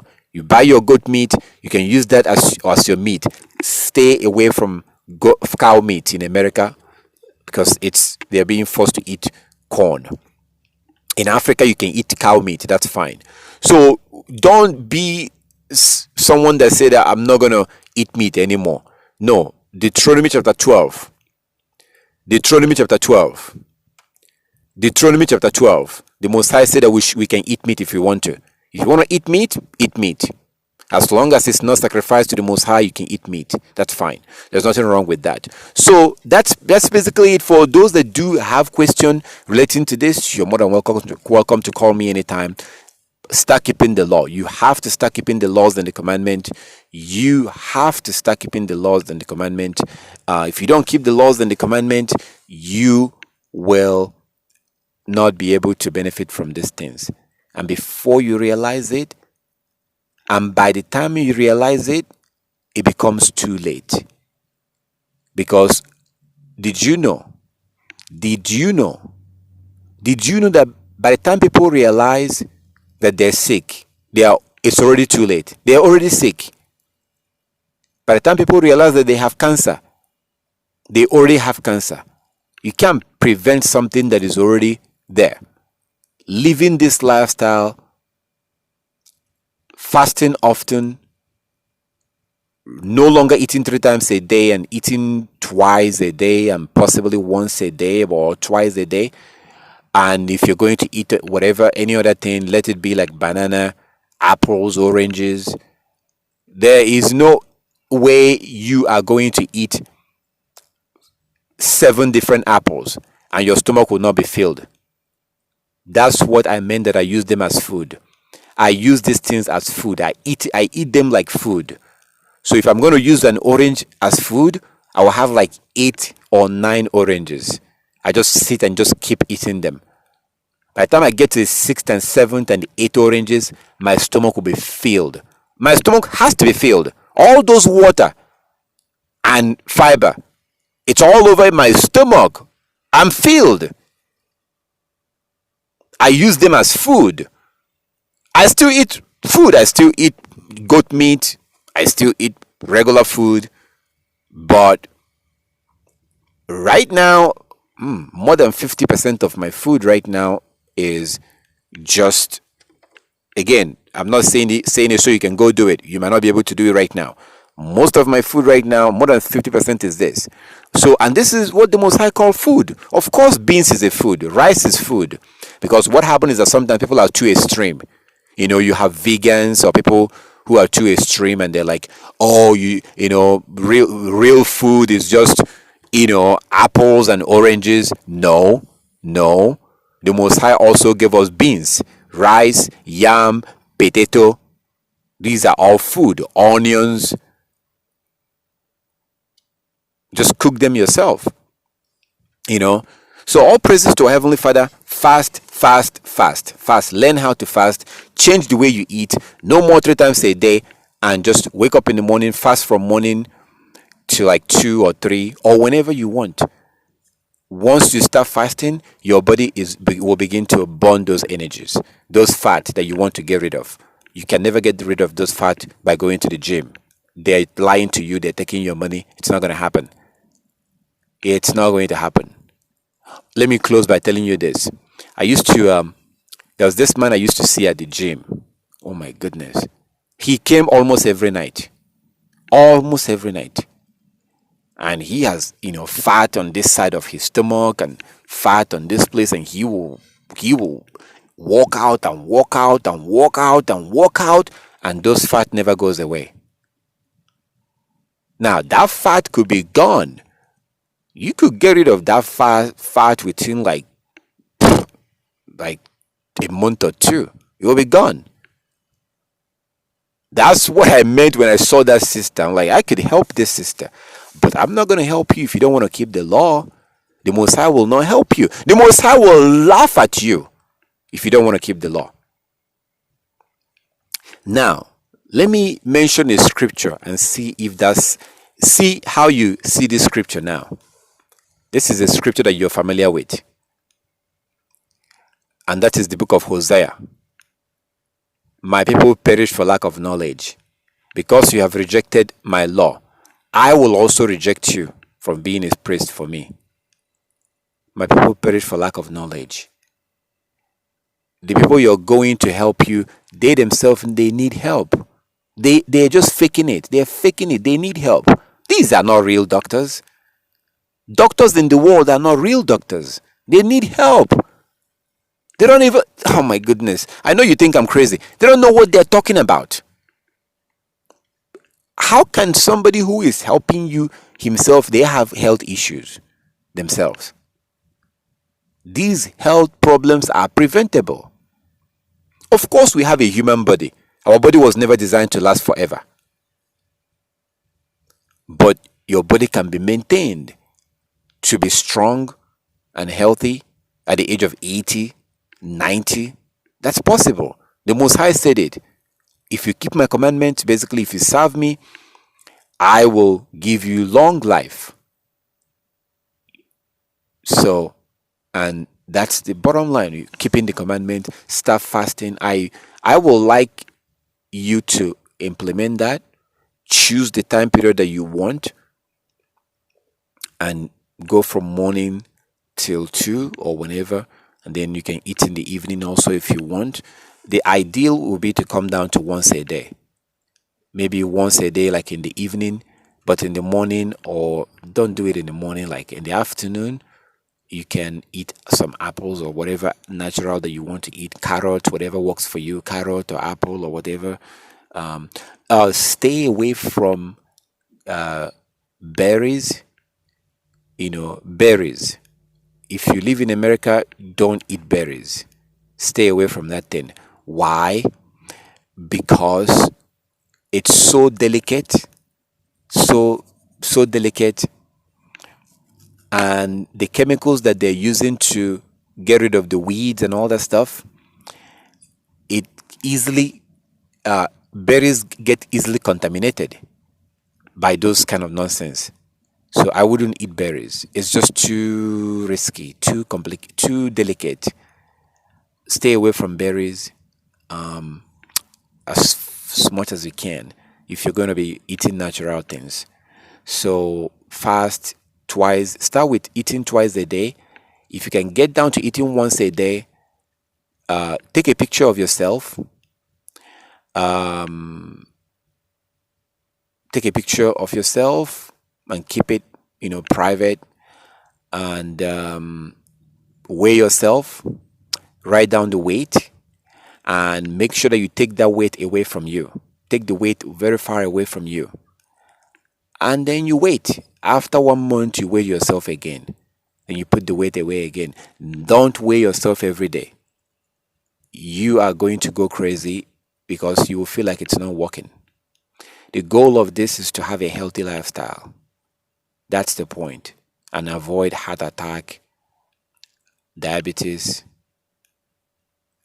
stroke, colon cancer, and the rest of the cancers.